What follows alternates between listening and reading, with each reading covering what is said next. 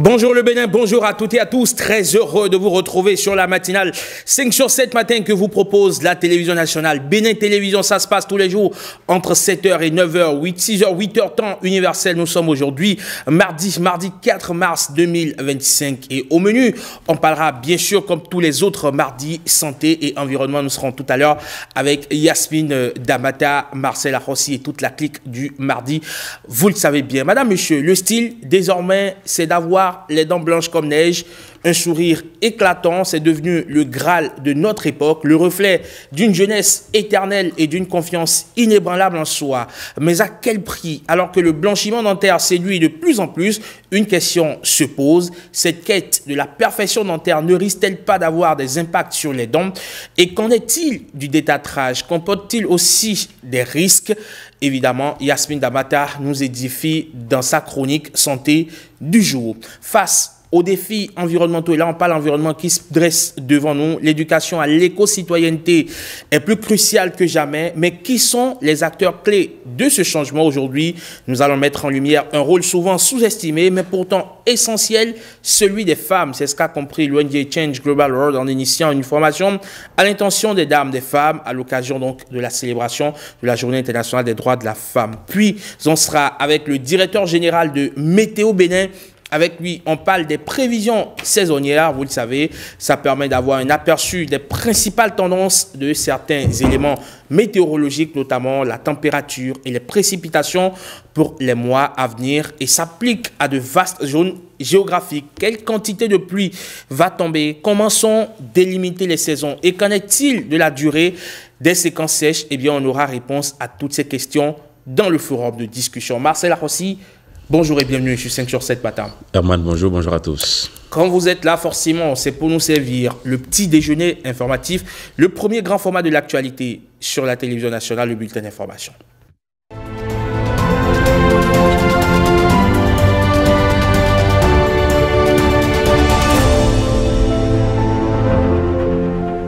Bonjour et bienvenue donc au premier grand format de l'actualité sur Bénin Télévision. C'est désormais fini pour la 3e édition du Festival international des arts du Bénin, FINAB. 10 jours de programmation riche et variée pour non seulement promouvoir les arts et le patrimoine béninois, mais aussi contribuer à l'essor du tourisme culturel. L'acte ultime du FINAB 2025, c'était avant-hier avec une cérémonie de distinction dans les catégories de l'art et de l'influence. Les échos avec Jennifer Sativi et Igor Ayoso. Tour de magie de Charbel Stone, l'illusionniste, de quoi égayer cette dernière scène du Festival international des arts du Bénin pour le compte de l'année 2025. Sortez la carte. Ouais, parfait. Dépliez-la vous-même. Mais le clou de cette soirée, qui réunit les acteurs du monde des arts et de l'influence, est la soirée de distinction. Les ovations, faut l'amener jusqu'ici. Ces créateurs de contenu et artistes ont été primés dans diverses catégories. Je suis très contente de ce prix, car c'est un prix qui nous récompense et récompense notre travail, ce que nous faisons au quotidien. Ce n'est pas facile de recevoir ce genre de prix, nous encourage à faire davantage mieux. Je me lève tous les matins, j'installe mon stand, c'est pour vendre, pour montrer toutes mes œuvres. Mais je ne savais pas qu'un jour, aujourd'hui, que ça pourrait me donner ce prix. Ça fait la deuxième fois que je gagne le trophée. Je veux aujourd'hui passer un message très important. Je suis très content parce que les trophées du FINAB, ce sont des trophées qui s'achètent. C'est la performance. La 3e édition du FINAB, comme les précédentes, a également été marquée par la présence d'artistes ainsi que de promoteurs culturels venus d'autres horizons. Il s'agit d'un marché où ils viennent découvrir beaucoup de nos artistes qui peuvent être promus à l'international. Et notre présence, le ministre l'a dit au lancement, le FINAB est un événement que nous devons toujours soutenir. Quand il n'y a pas de marché, il n'y a pas de vie, il n'y a pas d'artistes, il n'y a pas de créativité. On s'est rendu compte qu'il y a beaucoup d'artistes qui ont de la qualité mais qui n'ont pas de marché pour exposer leurs œuvres. Donc on leur donne cette plateforme d'expression pour montrer leurs œuvres au monde entier. Avec pour thème Tisser les liens, le narratif africain à travers les arts, la 3e édition du FINAB a été ponctuée par des expositions d'art, des conférences débats, une variété de spectacles, mais aussi un marché entièrement dédié à la promotion des produits locaux. Et avant la cérémonie officielle de clôture, le FINAB, on le rappelle, a réuni depuis le 21 février 2025 des visiteurs venus des 4 coins du monde avec au programme des expositions d'art plastique, des performances artistiques, des masterclass, des projections de films et des conférences débats. Ramatou Lawani et Arnaud Adaya ont pu parcourir ce samedi quelques-unes de ces activités. Fini le FINAB, Festival international des arts du Bénin. En 10 jours, le maître orchestre Ulrich Adjovi et son staff ont séduit dans diverses disciplines le public de professionnels et de curieux venus des 4 coins du globe contempler les beaux-arts du Bénin.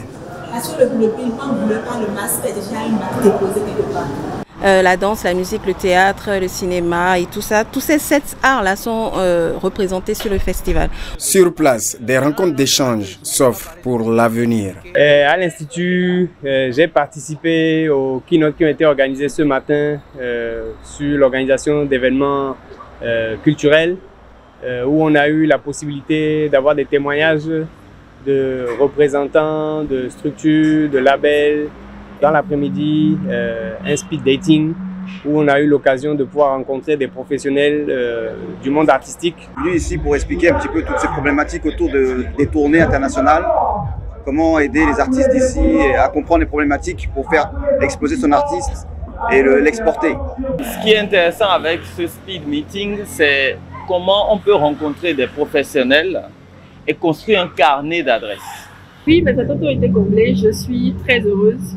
Il y a eu divers profils comme des producteurs, des tourneurs et des programmeurs à la télévision qui nous ont apporté beaucoup de bons conseils, qui nous ont donné des orientations stratégiques à suivre pour réussir nos projets artistiques. Ces visiteurs du site du FINAB peuvent retourner chez eux, compter les nombreuses couleurs de ce grand marché des arts du Bénin à ceux qui ont manqué le déplacement. L'idée de vraiment créer une place que les artistes, les artisans, la population peuvent venir vivre pendant 10 jours. C'est pas facile.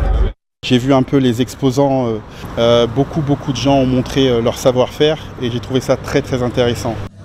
Stand d'exposition vente, buffets et cocktails, jeux et géants concerts sont offerts.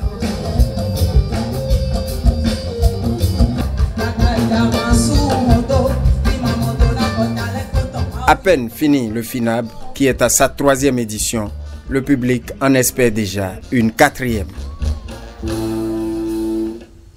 Et cette année, pas moins de 300 exposants étaient accueillis sur le festival, un véritable marché créé et appelé Tokpar. Vous allez le voir, toute catégorie d'art s'y retrouvait, même des vêtements et accessoires d'habillement à la portée de toutes les catégories socio-professionnelles et socio-culturelles. Patrick Girard, Diossou et Igor Ayosso nous y emmènent. Parcelle recasée. Tapoter, partager s'il vous plaît. Très bien situé même derrière. On vante les produits et on les vend artistiquement. Bienvenue au Festival international des arts du Bénin. Et si l'éthique des arts, c'est l'esthétique, la beauté, le beau. L'esthétique dans l'art, c'est aussi le physique et le plastique embaumés dans du bon et du beau parfum. Et sans chirurgie plastique ou esthétique, le destin ne nia pas son rôle en positionnant Testonia devant le stand de Mary Beauty Spa qui s'occupe de cosmétiques et autres produits rendant toute personne attirante, attrayante et attractive. L'attrait, c'est aussi ici où on vante et on vend des vêtements. Class House est une marque de vêtements pour hommes et pour femmes. Nous faisons des tenues du quotidien, tout ce qu'il faut pour le quotidien des personnes actives. Ainsi, nous avons des ensembles woodblock, des ensembles en lin pour hommes bien sûr, des boubous pour dames et des robes pour le boulot. L'attraction, c'est aussi là où on vante et on vend des revêtements de pieds, entre autres. De la marque Nel Diza. Mais c'est une marque d'accessoires qui fabrique des chaussures, particulièrement des chaussures en cuir pour hommes et femmes, et également des sacs et des colliers et quelques articles vestimentaires. Femmes, enfants, mais spécialement pour les enfants, c'est sur commande que nous réalisons selon les goûts du client, voilà, selon les demandes du client. L'attractivité, c'est enfin à tous les 500 stands du FINAB. Cet ultra chic et vif événement piloté par Ulrich Adjovi. Dans le reste de l'actualité, l'aboutissement des consultations entre l'Observatoire de la déontologie et de l'éthique dans les médias, le Conseil national de la presse et de l'audiovisuel et l'Union des professionnels des médias du Bénin, le Code de déontologie et d'éthique dans les médias est actualisé. Nous avons désormais 25 devoirs et 8 droits. Le Code a désormais un petit glossaire au début, les articles sont au milieu et 12 directives à la fin. Ainsi se présente le Code révisé de déontologie et d'éthique dans les médias au Bénin. À ces différents aspects liés à la forme, s'ajoute le nombre d'articles. De 26, on passe désormais à 33. Quant au fond, il met beaucoup l'accent sur la désinformation et l'obligation de vérification des faits. Donc le Code a attiré l'attention des professionnels des médias sur l'urgence de vérifier et de revérifier les faits, donc d'utiliser au maximum les techniques de fact-checking, d'aller au contact et pour vérifier davantage les faits afin d'apporter des informations justes, crédibles au public. Le Code a insisté sur la responsabilité des médias en ligne, notamment la gestion des commentaires. Donc le média en ligne a l'obligation de suivre et de gérer également les commentaires suscités par ces publications. Dans ce code révisé qui s'adapte à l'évolution de la profession, surtout à l'ère des technologies, une place de choix est aussi accordée à l'inclusion des personnes en situation de handicap et aux questions liées au genre. Justement, l'aspect pour plus d'attention à l'égard des femmes avec l'inclusion, ça c'est très important. Vous n'êtes pas sans savoir que les femmes en général dans notre profession sont victimes de plusieurs types de violences et il est important qu'aujourd'hui avec le code on arrive à rétablir dans une certaine mesure l'équilibre. Ensuite il y a l'exhortation à l'endroit des forces de sécurité et de défense d'accompagner le journaliste dans l'exercice de sa profession. Datant de 1999, l'ancien code devenait de plus en plus caduc au dire des responsables des différentes fêtières de la presse béninoise. Il était donc urgent de procéder à cette révision dont le processus aura pris environ 2 ans. Le ministre conseiller aux infrastructures est allé constater l'ampleur de la dégradation d'une section de la route inter-État Porto Novo-Kétou à la hauteur de Pobé. La nuit du samedi au dimanche dernier, en effet, 2 camions transportant des produits pétroliers sont entrés en collision et occasionné un incendie. Bilan du drame, des décès enregistrés et une route goudronnée totalement détruite sur une distance de 500 mètres environ. Calvador Manou, Yves Patrick Loco. Un accident mortel, des corps calcinés et des blessés au 3e degré. La collision entre des camions transportant des bidons de produits pétroliers a entraîné la dégradation de la chaussée sur l'axe Pobé-Kétou. C'était dimanche 2 mars, déjà un peu avant 1h30, que un premier camion chargé de produits pétroliers et ayant quitté Obélé en direction de Porto Novo, amorçait la montée. Et arrivé à un certain niveau, certainement à cause de la charge qui pesait et qui dépassait la norme, il a perdu la manette et il a commencé à aller à reculons. Mais il se fait que derrière lui, il y avait un second camion chargé de produits pétroliers aussi, ayant quitté Towé, mais qui lui, apparemment n'a pas trop respecté la distance de sécurité. Et puis la déflagration faisait qu'on entendait les bruits des bidons qui s'éclataient. Du coup, on s'est précipité vers l'endroit, mais il n'était pas accessible. Les occupants du deuxième camion chargé de produits pétroliers n'ont pas pu se tirer d'affaire. La portière étant coincée, le chauffeur est resté au volant et a tenté de se débattre, mais a été calciné au volant. Tout comme une seconde personne qui, elle, s'est échappée. Mais pendant qu'elle descendait, c'est que le camion s'est renversé sur elle. Nous avons saisi le ministère de cadre de vie par rapport au cas de décès que nous avons recensé sur la voie, notamment Bobé-Onibolo. La voie est totalement dégradée et cela mérite une attention particulière. La nécessité d'une voie de contournement pour nous paraît quand même importante. Nous connaissons le président de la République qui est très attaché à sa population. Je suis sûr que cette situation va nous aider à régler définitivement ce problème-là. Ces produits ne doivent pas être transportés en bidon, dans des bidons. C'est des camions citernes. Des camions citernes bien réglementés. Puis les transporteurs doivent avoir aussi des autorisations. Donc, c'est un transport bien réglementé. Parce que quand ce n'est pas réglementé, quand on ne suit pas la réglementation, on voit ce qui se passe là. Nous déplorons les pertes en vie humaine, mais nous partons d'ici avec la conviction qu'il faut sortir de la circulation les véhicules branlants. On va continuer la sensibilisation avec les transporteurs pour que ces véhicules transformés là, ça sorte de la circulation. Le reste, nous avons vu la route qui est dégradée. Les services vont faire le point. Un compte rendu sera fait au gouvernement et le gouvernement décidera de ce qu'il faut faire.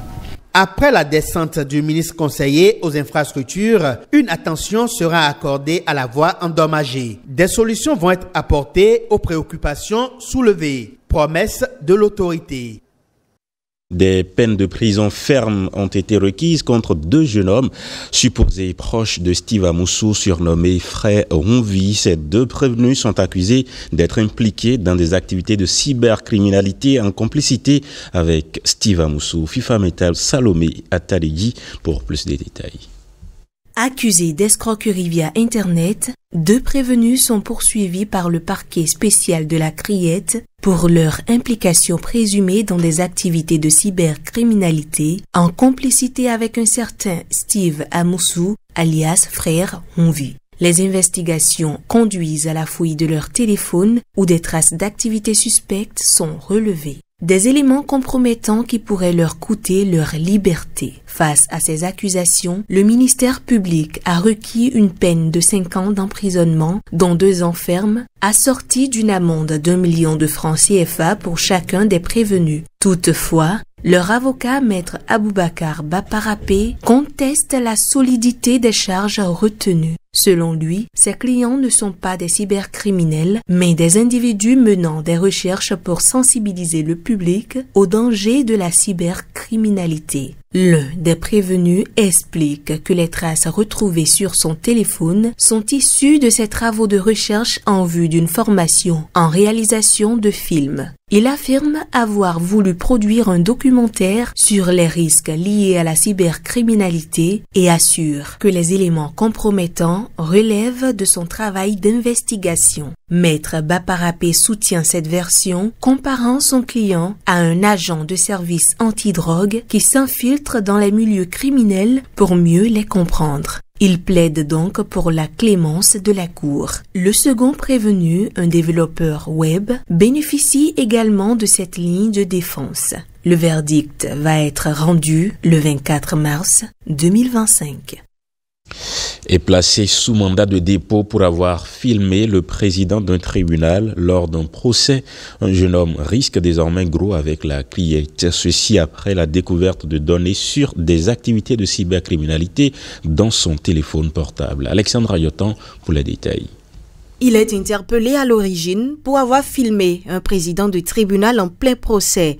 Le jeune homme a vu, à la suite de ces faits, son téléphone saisi par la police républicaine. L'analyse de l'appareil ayant révélé des données liées à des activités de cybercriminalité, l'affaire est portée devant la Cour de répression des infractions économiques et du terrorisme, Criette. Le jeune homme, placé sous mandat de dépôt, affirme ignorer la présence de ces informations car il utilise l'appareil depuis seulement quelques mois.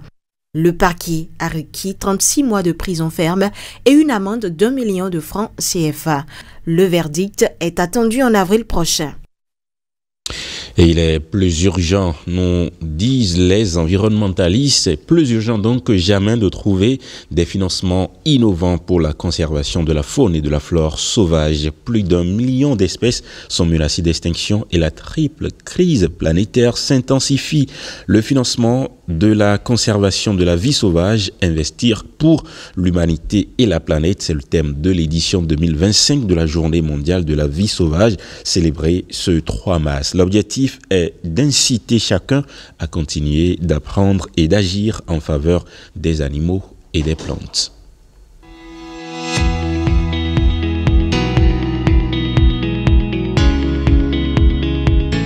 Alimentation, combustible, médicaments, logement ou encore habillement. L'humanité compte sur la vie sauvage pour répondre à ses besoins. Les espèces de faune et de flore ont une valeur intrinsèque. Elles contribuent à l'équilibre des écosystèmes, à la régulation des processus naturels et à la préservation de la biodiversité. Selon les estimations des experts, le taux actuel de disparition des espèces est entre 1000 et 10 000 fois supérieur à ce qu'il aurait été sans activité humaine. La valeur de la vie sauvage est inestimable. Pourquoi? Parce que l'humanité entière, sur le plan alimentaire, nous dépendons de cette vie sauvage. Nous faisons de la chasse, nous faisons de la pêche et nous consommons toutes ces ressources que nous procure cette vie sauvage. L'homme est la principale menace. Alors, comme premier facteur, je peux citer la destruction des habitats. Les habitats de cette vie sauvage-là, l'urbanisation, l'agriculture et bien d'autres. Vous avez également le braconnage et le commerce illégal. Donc si cette vie sauvage arrive à disparaître, c'est que l'homme aussi va disparaître parce que nous dépendons essentiellement de cette vie sauvage-là. Cette magnifique biodiversité n'a pas de prix, mais sa conservation a un coût. Chaque année, des centaines de milliards sont nécessaires pour combler le déficit financier mondial en matière de conservation de la faune et de la flore sauvage. Cette année, la Journée mondiale de la vie sauvage incite à investir dans la conservation des espèces sauvages et à créer un avenir durable. Le financement de la conservation de la vie sauvage investir pour l'humanité et la planète. Et ce thème vient juste rappeler l'importance de financer, l'importance de contribuer, l'importance d'appuyer les efforts de conservation que nous faisons déjà pour la préservation, pour la conservation de cette vie sauvage qui est d'une importance cruciale pour l'humanité tout entière et pour la planète. La survie des espèces sauvages et des espaces qu'elles habitent sont en effet les marqueurs vitaux d'un monde prospère et d'un avenir florissant pour toutes les formes de vie sur Terre. Ainsi s'achève donc ce premier journal de la journée. Rendez-vous à 13h, 20h, puis 23h30 pour d'autres nouvelles sur Bénin Télévision. Merci Marcel Rossi. En complément d'information, voyons voir à présent ce que disent les journaux dans leur colonne, dans leur parution de ce mardi. C'est à travers la revue des titres.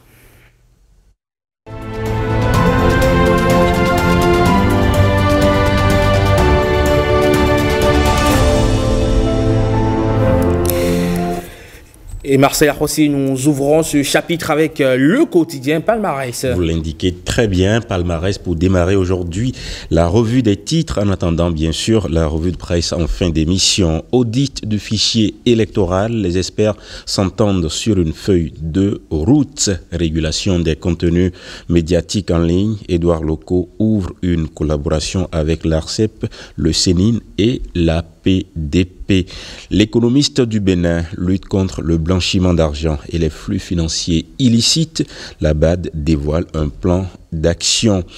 Le matinal insolite au CNHU HKM, découverte de corps d'enfants, la justice saisie pour situer les responsabilités. Commune de Pobet, le Kpayor tue 6 personnes.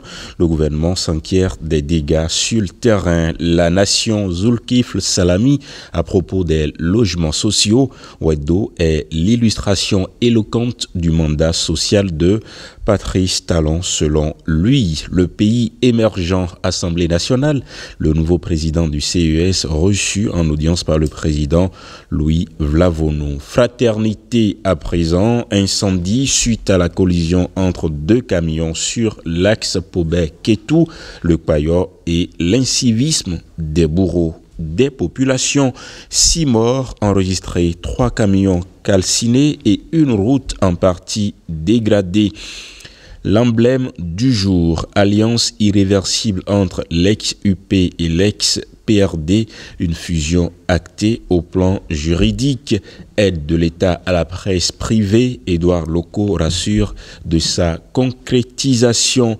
Le matin, situation des sans-domicile fixe au Bénin, une vie de survie dans l'ombre des villes, l'exploitation et la violence, l'autre visage de la rue, les actions des ONG et de l'État, une réponse insuffisante selon le matin. Le pays, depuis le Burkina Faso, observe la situation politique au Gabon, candidature de Nguema à la présidentielle. Ainsi donc, le général a balayé la maison pour y rester. Radio France Internationale, au Togo, les oppositions se mobilisent contre la nouvelle constitution. 2 partis politiques ainsi que plusieurs organisations de la société civile ont mis en place ce lundi 3 mars à Lomé un cadre de travail pour se dresser contre la nouvelle constitution. Ouakatsira, Gabon, Guinée-Bissau, entre Oligui Nguema sans surprise et Ambalo prétendant surprise. BFM TV, guerre en Ukraine, Donald Trump suspend les aides militaires américaines à Kiev. Voilà pour les titres, la revue de presse dans un instant. Et dans cet instant, c'est donc en fin d'émission, vers les cours de 8h52-53 ici sur le plateau de la matinale de Bénin Télévision. Marcel Rossi, à tout à l'heure. À tout de suite. Allez, 5 sur 7 matin va se poursuivre avec Yasmine Damata pour Mardi Santé. Mais avant une courte pause, le temps de l'installer par ici. À tout de suite.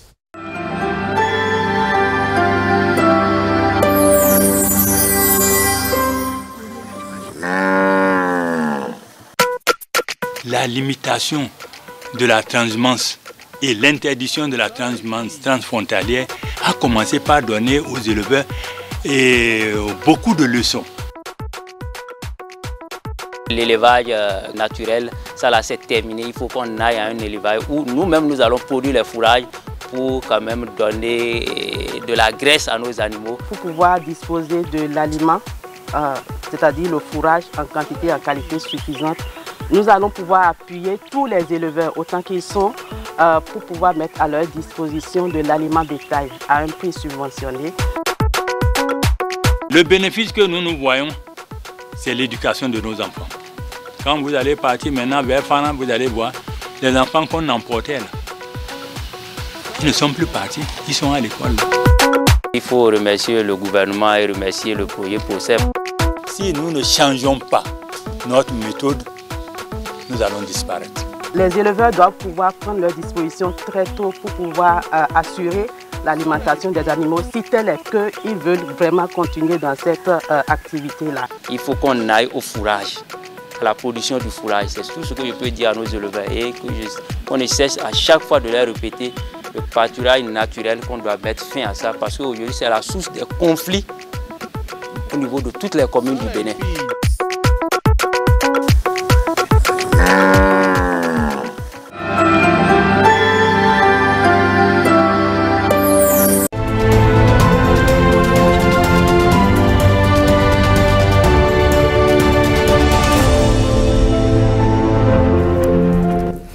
5 sur 7 matin, bienvenue dans Mardi Santé. Le style, désormais, c'est d'avoir les dents blanches comme neige, un sourire éclatant, C'est devenu le Graal de notre époque, le reflet d'une jeunesse éternelle et d'une confiance inébranlable en soi. Mais à quel prix?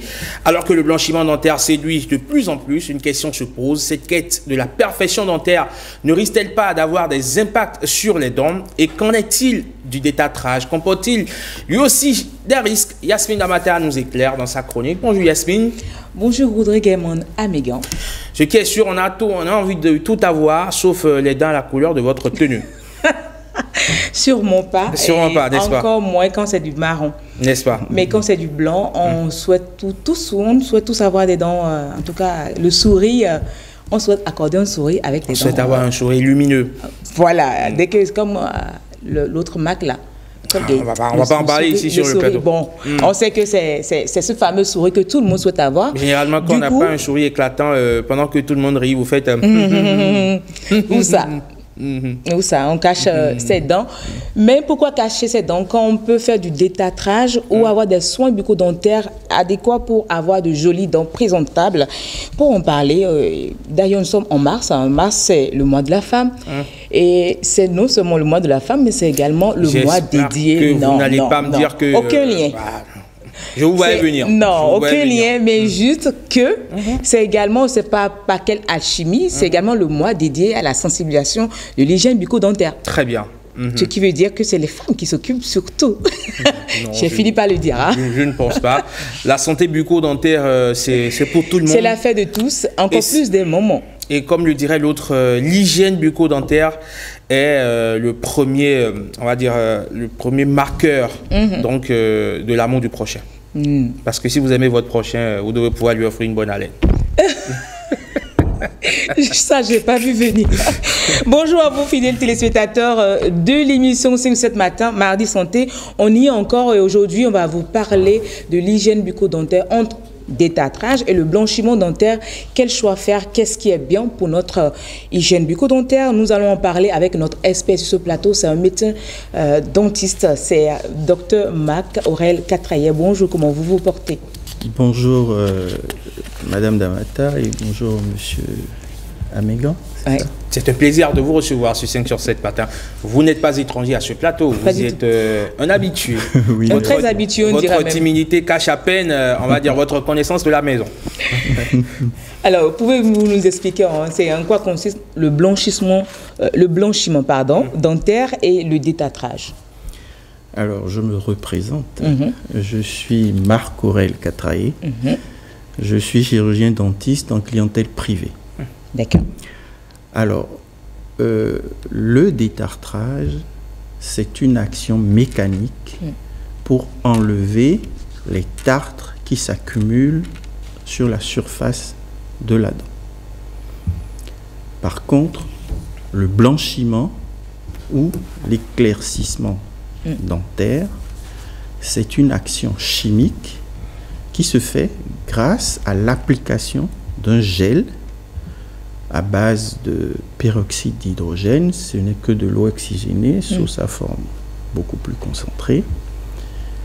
Ce gel sera porté dans une gouttière pendant plusieurs heures et ceci avec l'action d'une lumière ou d'un laser va activer ce produit qui va éclaircir les dents. Donc c'est deux concepts différents.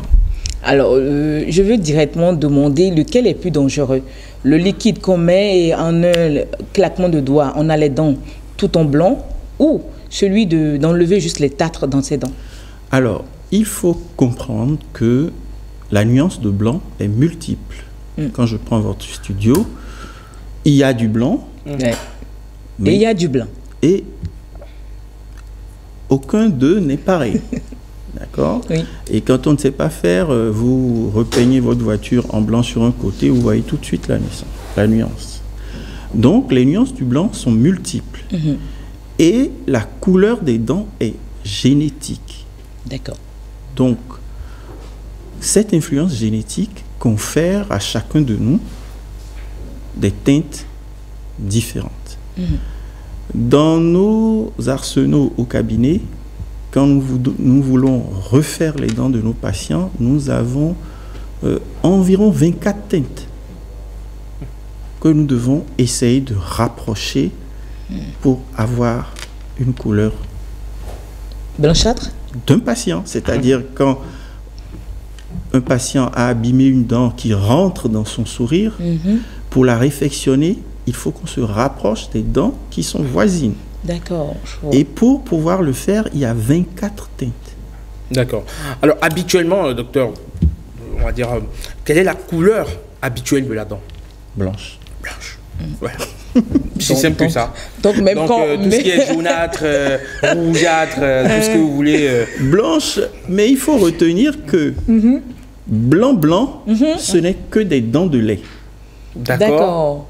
Avec le temps... Dès que vous changez les dents, il suffit de voir les dents des enfants en période mixte, vous verrez que les dents définitives ont déjà une inclinaison jaunâtre ou grisâtre.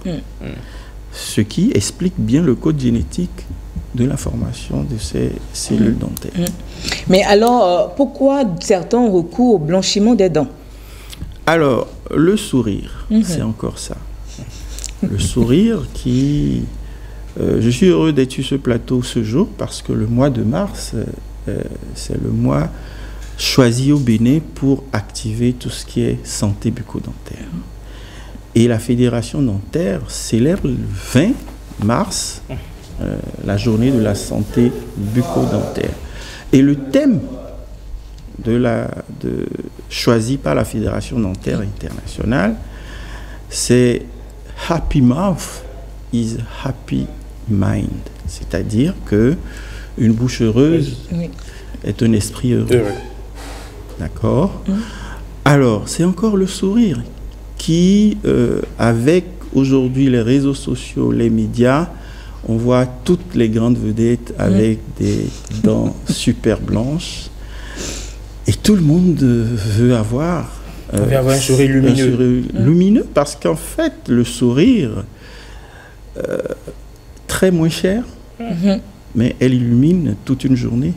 Est-ce qu'il y a de plus beau qu'on puisse offrir à son voisin? À son interlocuteur. Quand c'est souvent bien ou bien mal? Bien sûr, c'est pourquoi quand vous êtes venu sur ce plateau, que vous n'avez pas offert votre plus beau sourire alors que vous venez nous parler dedans, franchement, c'était un point en moins. Je vous ai retiré des points. Heureusement que j'ai souri. Et que le sourire, j'en donne fréquemment. Mais c'est un sourire jaune. Non, toujours blanc. Jusque-là, je ne le trouve pas encore jaune. Alors, docteur, en quoi le blanchiment dentaire devient un danger? À quelle fréquence? Parce que on a compris que de plus en plus, les gens veulent faire le blanchiment dentaire. Et c'est quoi les risques? Alors, le blanchiment dentaire peut devenir un soin. Il faut dire que... Déjà, est-ce que c'est un soin médical ou esthétique?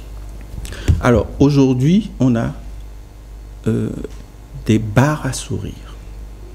C'est-à-dire? Qui sont tenus par des esthéticiens qui font du blanchiment. Mais un blanchiment fait par un professionnel de la santé bucco-dentaire a toujours une codification médicale. D'accord. C'est-à-dire, vous avez une couleur de dents affectée par un traitement antibiotique. Vous avez ce qu'on appelle une dyschromie, c'est-à-dire des couleurs qui tirent vers le marron. C'est trop foncé, c'est trop jaunâtre. Vous êtes un journaliste, vous devez être devant des écrans. Vous êtes une personnalité, vous avez besoin d'avoir un sourire, des dents que vous présentez aux interlocuteurs, vous devez avoir un beau sourire. Là, vous posez votre problème à votre médecin, au dentiste, qui va analyser les raisons pour lesquelles vous avez cette dyschromie. D'accord.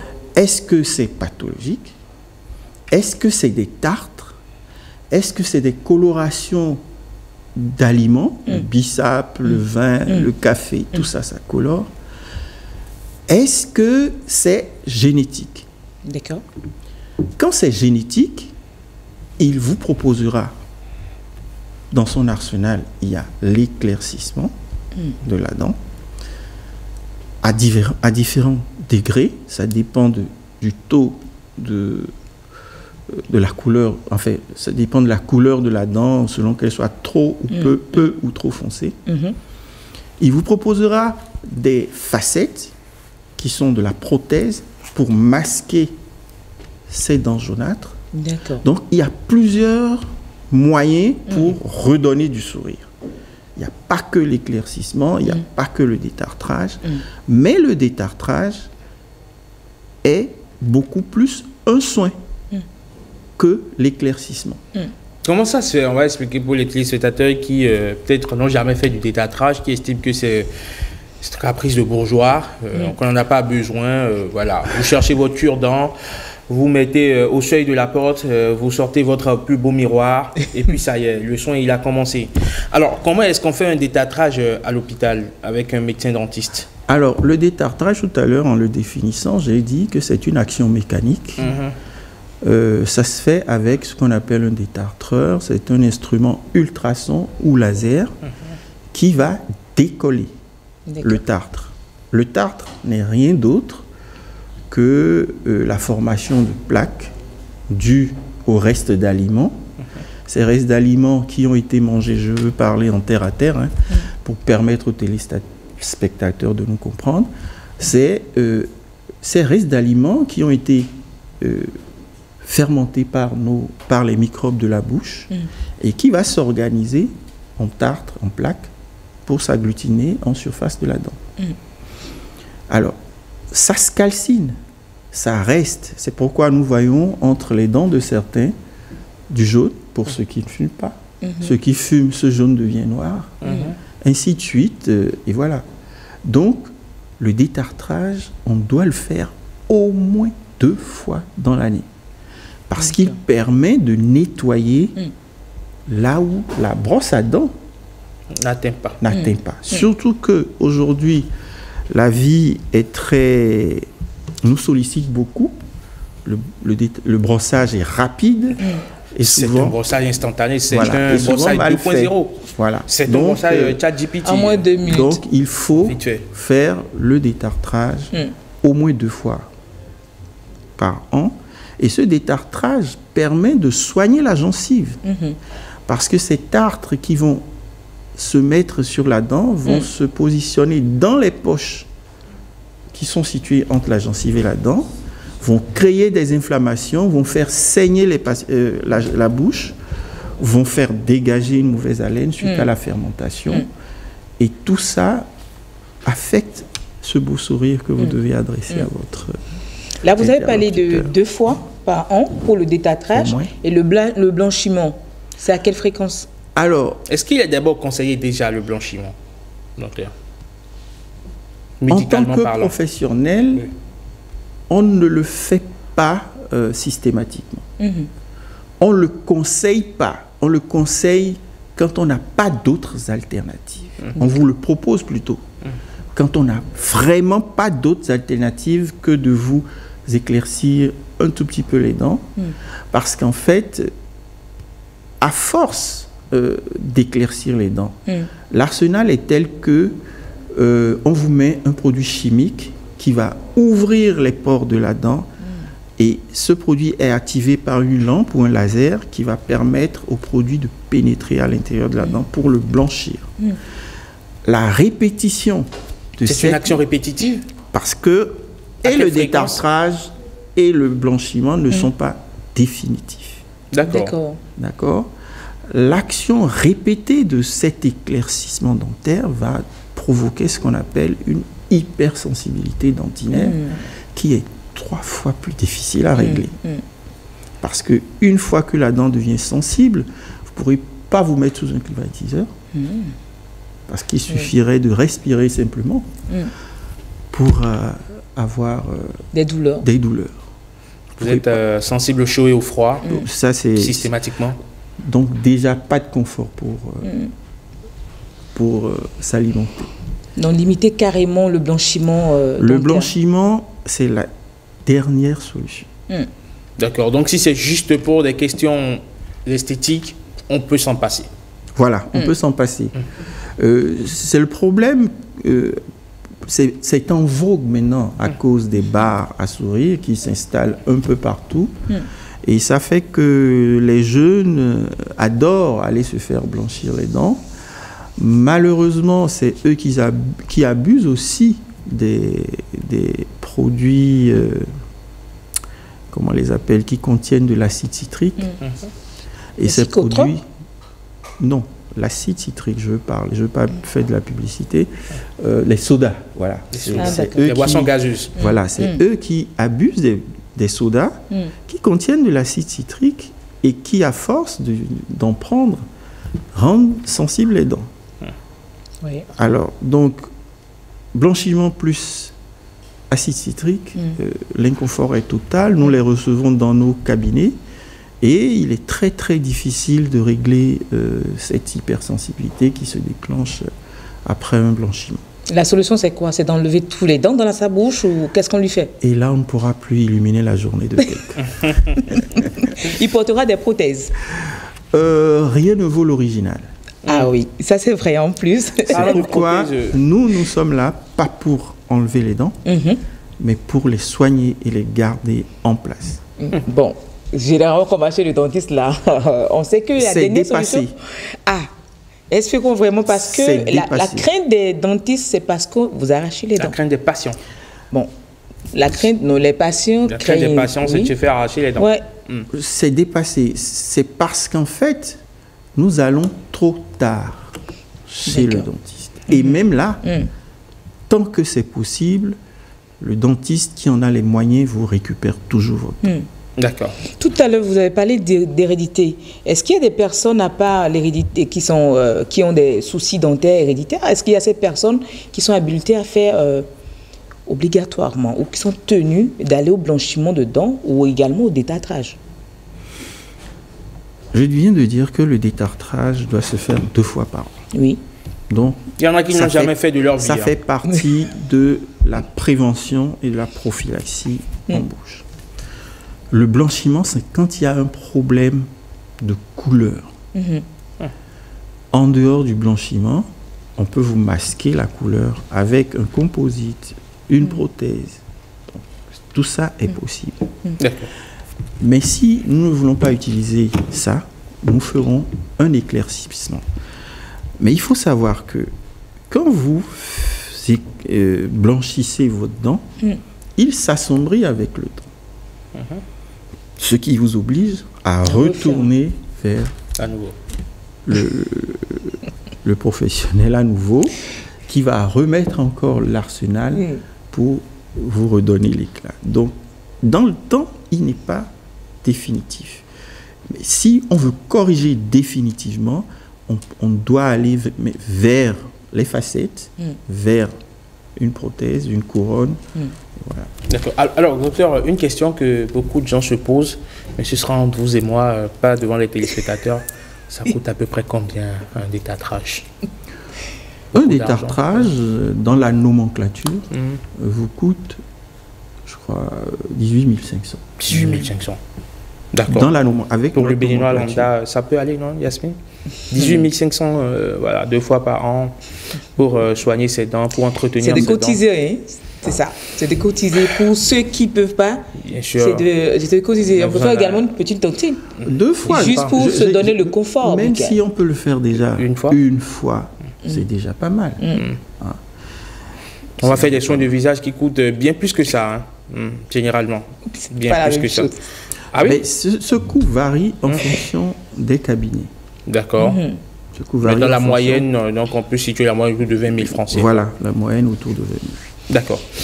Alors, je voudrais qu'on aille aux astuces naturelles, parce que pour certaines mamans, les conseils qu'elles recommandent, qu'elles donnent à leurs enfants, c'est d'utiliser le cuidon végétal que nous avons avec de la cendre du charbon et qu'on frotte bien ses dents. On est sûr d'avoir des dents tellement lumineuses qu'on oublierait même d'aller voir son dentiste. Est-ce vrai?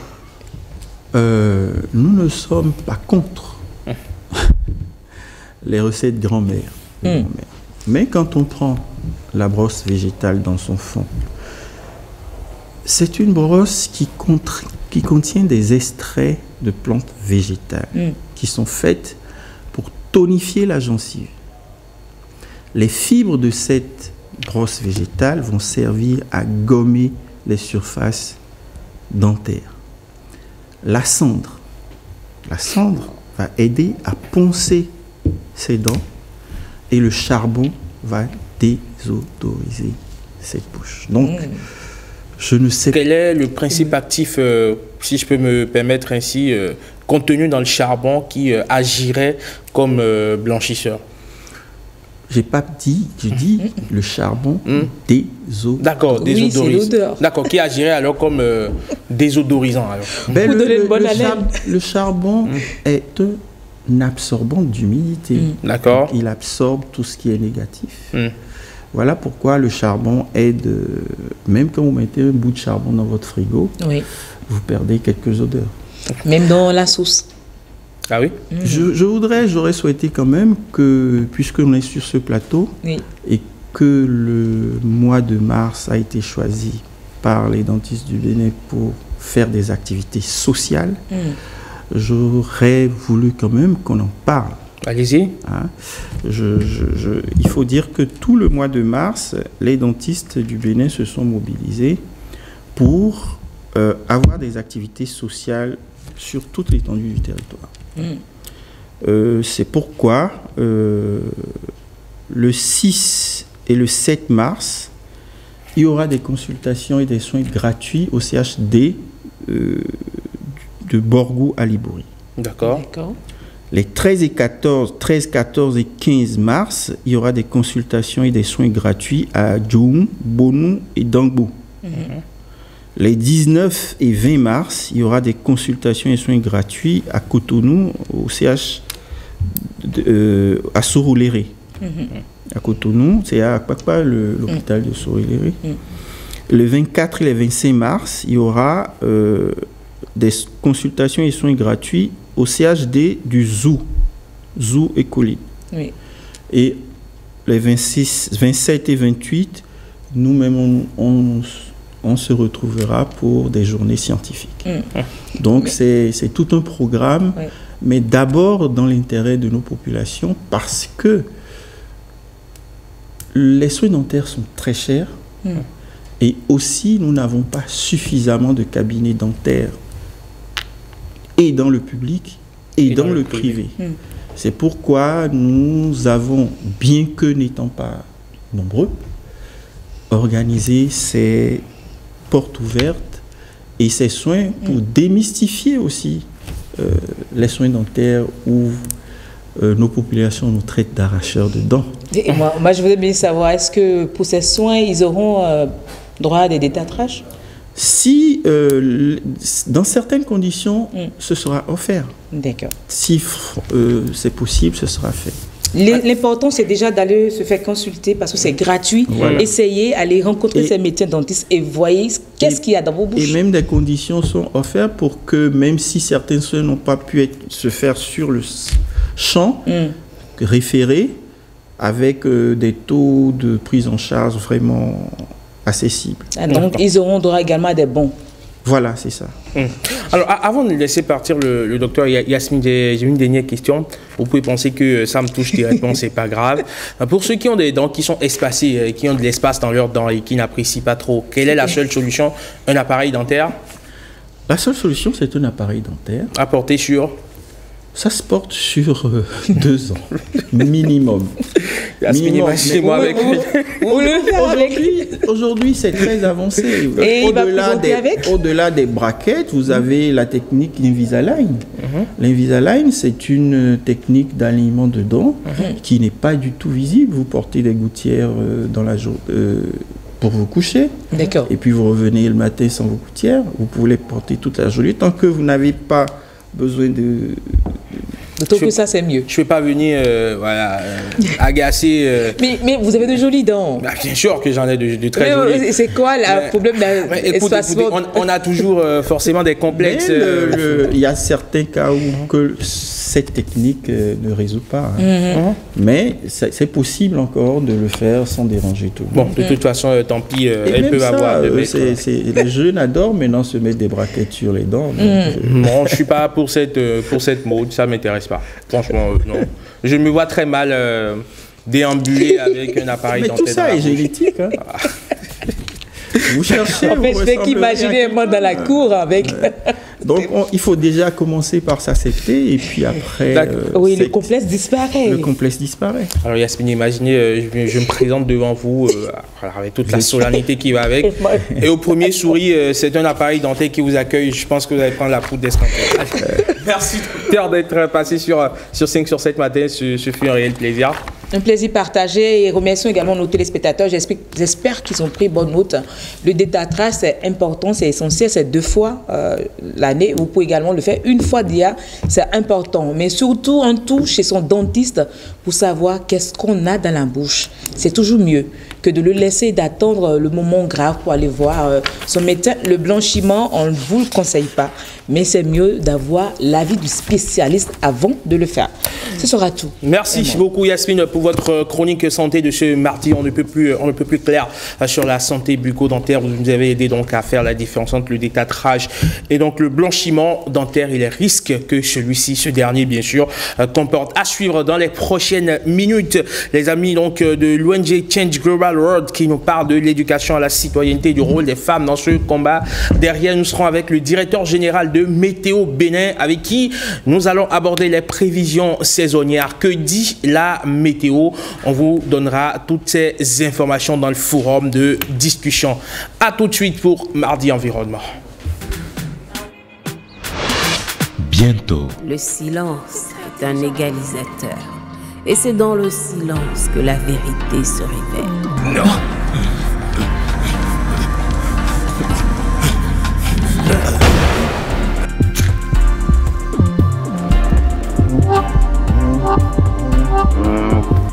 Qu'est-ce que tu fais? Oh, dans des cas, nous sommes en train de discuter du menu. Ne me fais pas ça.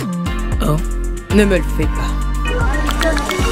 Quoi? Ah, je comprends. Tu veux pas m'embrasser devant les gens, c'est ça? Ah, mais qu'est-ce que tu fais? Ce n'est pas pour ça que je t'ai appelé ici. Mais tout ça me réconforte. C'est qu'elle n'était pas intelligente dans sa tête. Elle avait le cerveau d'une fille rurale et très collante, très ennuyeuse, très stupide. Tu ferais mieux de contrôler ta bouche, contrôle ta bouche. C'est ce qu'elle était. Tu vas la fermer? Une salope. Tiens, Lolo.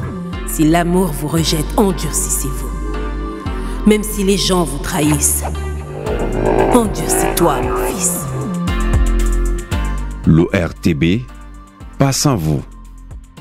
Bientôt. Oui, oui, je veux un enfant qui soit de mon sang, de mon pur sang. Qu'est-ce que tu fous là? Police. Combien serez-vous prêt à payer pour ce beau corps?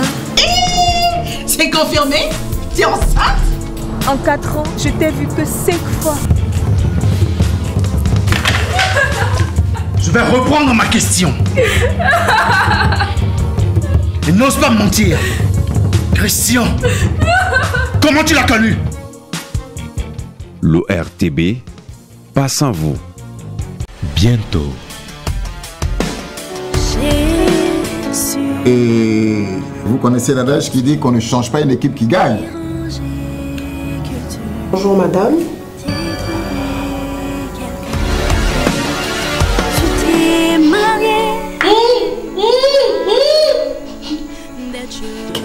Il me plaît bien. Ah, je te dis pas.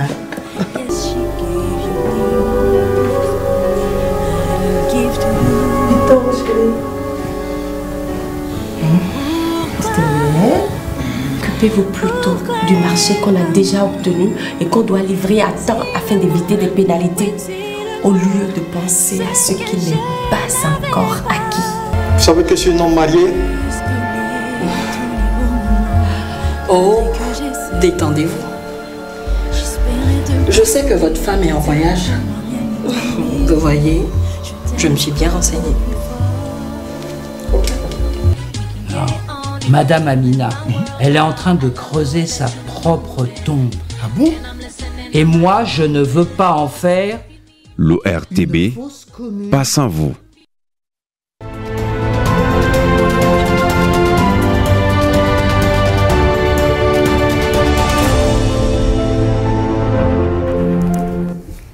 5h07 matin, bienvenue dans Mardi Environnement. Face aux défis environnementaux qui se dressent devant nous, l'éducation à l'éco-citoyenneté est plus cruciale que jamais. Mais qui sont les acteurs clés de ce changement? Aujourd'hui, nous allons mettre en lumière un rôle souvent sous-estimé, mais pourtant essentiel, celui des femmes. C'est ce qu'a compris l'ONG Change Global Road en initiant donc, on va dire, cette campagne de salubrité à l'occasion de la Journée internationale des droits de la femme. Et cette campagne de salubrité sera axée sur le thème rôle de la femme dans la protection de l'environnement. Pour en parler, j'ai le plaisir de recevoir sur ce plateau Ben Michoudini. Il est le secrétaire général donc de cette association, de cette organisation. Bonjour et bienvenue. Bonjour monsieur Amenga. Comment allez-vous? Je vais très bien. Mais c'est un plaisir de vous recevoir sur 5h07 matin. Le plaisir partagé. Et de parler de cette activité écologique que vous organisez à l'endroit des femmes. Pourquoi avoir ciblé spécialement les femmes? Est-ce que s'il n'y avait pas de 8 mars, il n'y aura pas de campagne salubrité? Merci d'abord pour l'invitation. Les femmes, parce que au niveau de l'ONG Change Global Road, d'abord ce n'est pas la première fois que nous organisons une telle activité, mais cette année nous avons décidé quand même de mettre en lumière le rôle fondamental, le rôle crucial que les femmes jouent dans la protection de l'environnement. Donc, pour nous, ces femmes sont en réalité des actrices du changement. Et elles contribuent, quand nous prenons par exemple d'abord nos maisons, dans nos maisons, la gestion des déchets, le recyclage des déchets, ce sont elles qui sont quand même, qui sont les vrais... Ils sont généralement, oui. Donc, nous nous sommes dit, pourquoi pas encourager et mettre en valeur ou d'abord reconnaître et saluer les efforts que font ces femmes-là et également les encourager à poursuivre dans la même dynamique. C'est pourquoi nous avons placé cette édition sous, disons, en l'honneur des femmes ou de la femme. D'accord. Et cette activité, ça se passe où et quand? Alors, cette activité aura lieu le samedi prochain, le 8 mars, à Dekoumbé, juste derrière l'usine d'engrais de Dekoumbé. D'accord. Et comment ça va se passer? On se donne rendez-vous samedi matin, tout le monde vient avec hache, coupe, râteau et puis le nécessaire? Oui, déjà à cette... Comme à l'ancienne? Oui, déjà à cette nous serons sur le terrain pour procéder au ramassage des déchets, nettoyer en fait cet espace-là qui... Je voudrais d'abord préciser que au niveau de l'ONG Change Global Road, nous essayons d'identifier les endroits insalubres. C'est le mode opératoire de l'ONG qui, depuis sa création, contribue quand même à la protection de l'environnement. Donc, nous procédons d'abord à l'identification des zones qui sont insalubres. Après cela, au niveau du bureau, nous essayons de mettre en place une politique de nettoyage de ces endroits-là, bien sûr avec la contribution ou le soutien de nos partenaires et également des autorités locales ou communales des zones concernées. Et justement, quelles sont vos relations avec la SGDS, la Société de gestion et de salubrité? La SGDS, depuis que nous menons ces actions, nous contribuent et nous appuient énormément. Et le samedi prochain, ils seront également sur le terrain pour appuyer les membres de l'ONG, également la population qui également sera mobilisée sur le terrain ce jour-là. La population mobilisée sera essentiellement des dames, c'est cela? Des dames et également des hommes, naturellement. D'accord. Et quel est le message dont vous êtes porteur pour ces femmes-là, puisque ce sont elles que vous avez ciblées principalement dans le cadre de cette activité? Et comme je le disais il y a quelques moments, ces femmes, notre message, c'est d'abord de les encourager. Les encourager à poursuivre dans la même dynamique et également au niveau de leur maison, qu'elles essaient également d'inculquer à leurs enfants et l'éducation. C'est pas qu'elles ne le font pas, mais de le faire davantage. L'éducation à l'éco-citoyenneté. L'éducation à l'éco-citoyenneté, parce que c'est ça qui manque vraiment aujourd'hui, et ce n'est pas bon. Et comme l'ancien président Jacques Chirac le disait, dans un monde qui change, il n'y a pas plus de grands risques que de rester immobile. Et c'est ce que l'ONG Think Global World a refusé. Et depuis quelques années, nous essayons quand même de soutenir les actions des autorités en place, parce que l'État à lui seul ne peut pas tout régler, tous les problèmes que nous avons. Il faut que chaque citoyen à son niveau essaie quand même de nettoyer, d'assainir, de rendre propre son environnement, parce que nous avons un environnement, nous avons besoin d'un environnement sain, un environnement propre pour mieux vivre, pour vraiment respirer. D'accord. Ça fait combien de temps que vous existez? Ça fait 5 ans que nous existons, et j'avoue qu'actuellement nous avons déjà impacté plusieurs localités. Et la particularité au niveau de l'ONG, c'est que après le nettoyage ou l'assainissement des lieux, nous procédons également à la mise en terre de quelques plans pour la protection du couvert végétal des lieux impactés. Et comment est-ce que vous faites pour entretenir ces plans-là pour que, au bout de quelques jours, ils ne subissent pas les assauts de la nature? Il y a un suivi, et nous mettons également à contribution la population ou les autorités locales qui quand même font le suivi avec nous. D'accord. Est-ce que ces personnes avec qui vous travaillez comprennent le sens et le bien fondé de votre combat? Bien sûr. C'est pourquoi quand nous avons de telles activités, ces personnes se mobilisent de façon spontanée et nous accompagnent dans la réussite de ces activités. D'accord, très bien. Ben Mitoudi, on va rappeler rapidement le programme. C'est pour samedi 8 mars à Découmbé, derrière l'usine d'engrais. De 7h à 9h. De 7h à 9h. Un espace de environ combien de la distance? De 500 mètres, 1 km à mettre au propre. Disons 1 km, parce que c'est vraiment un grand espace. Très bien. On sera à vos côtés pour voir évidemment ce que vous faites et vous encourager. Merci beaucoup. Donc, vous avez un mot à l'endroit de quelques personnes que ce soit? Je voudrais juste remercier nos partenaires, surtout la RGDS qui quand même nous appuie énormément dans du point de vue logistique, et dans la réussite quand même de nos activités. Également tous les autres partenaires qui nous appuient depuis notre création, sans oublier les autorités locales qui également à ces occasions sont présentes pour nous encourager, et puis sans oublier la population sans qui vraiment ces actions ne pourraient pas être vraiment menées et avoir de réussite. Merci.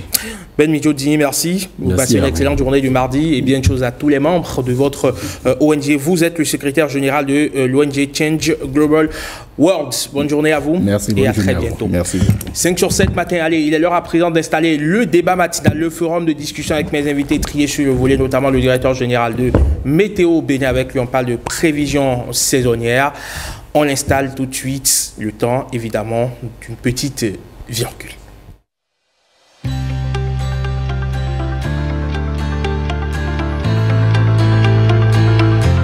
Vous êtes une femme béninoise.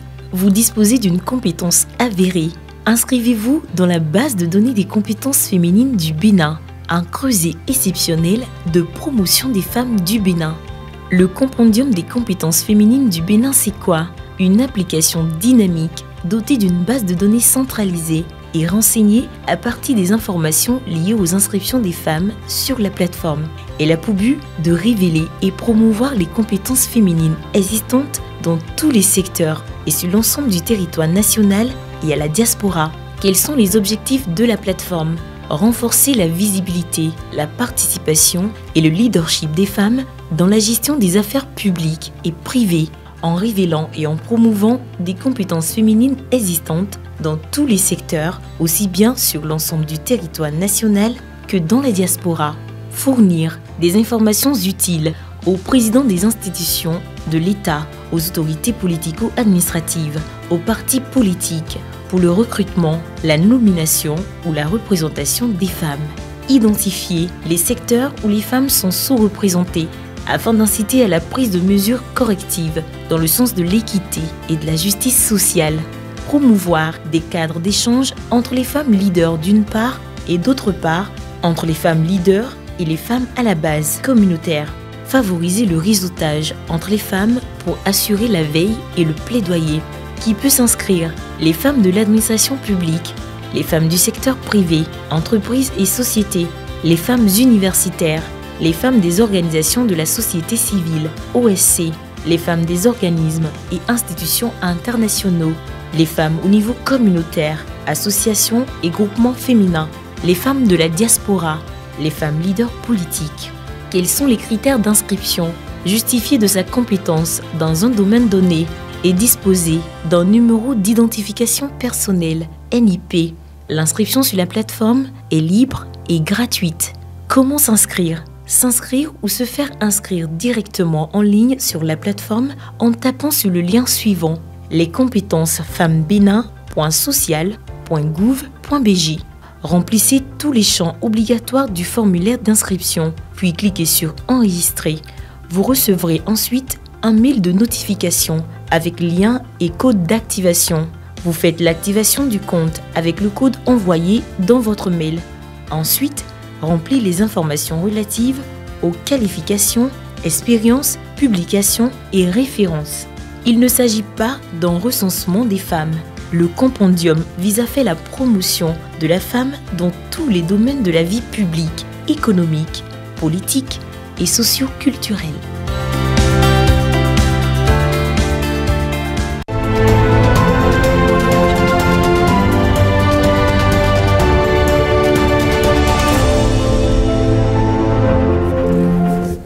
« 5 sur 7 matin, bienvenue dans le débat matinal, bienvenue dans le forum de discussion. Nous sommes avec le directeur général de Météo Bénin. Avec lui, on parle des prévisions saisonnières. Ça permet d'avoir un aperçu des principales tendances de certains éléments météorologiques, notamment la température et les précipitations pour les mois à venir et s'applique à de vastes zones géographiques.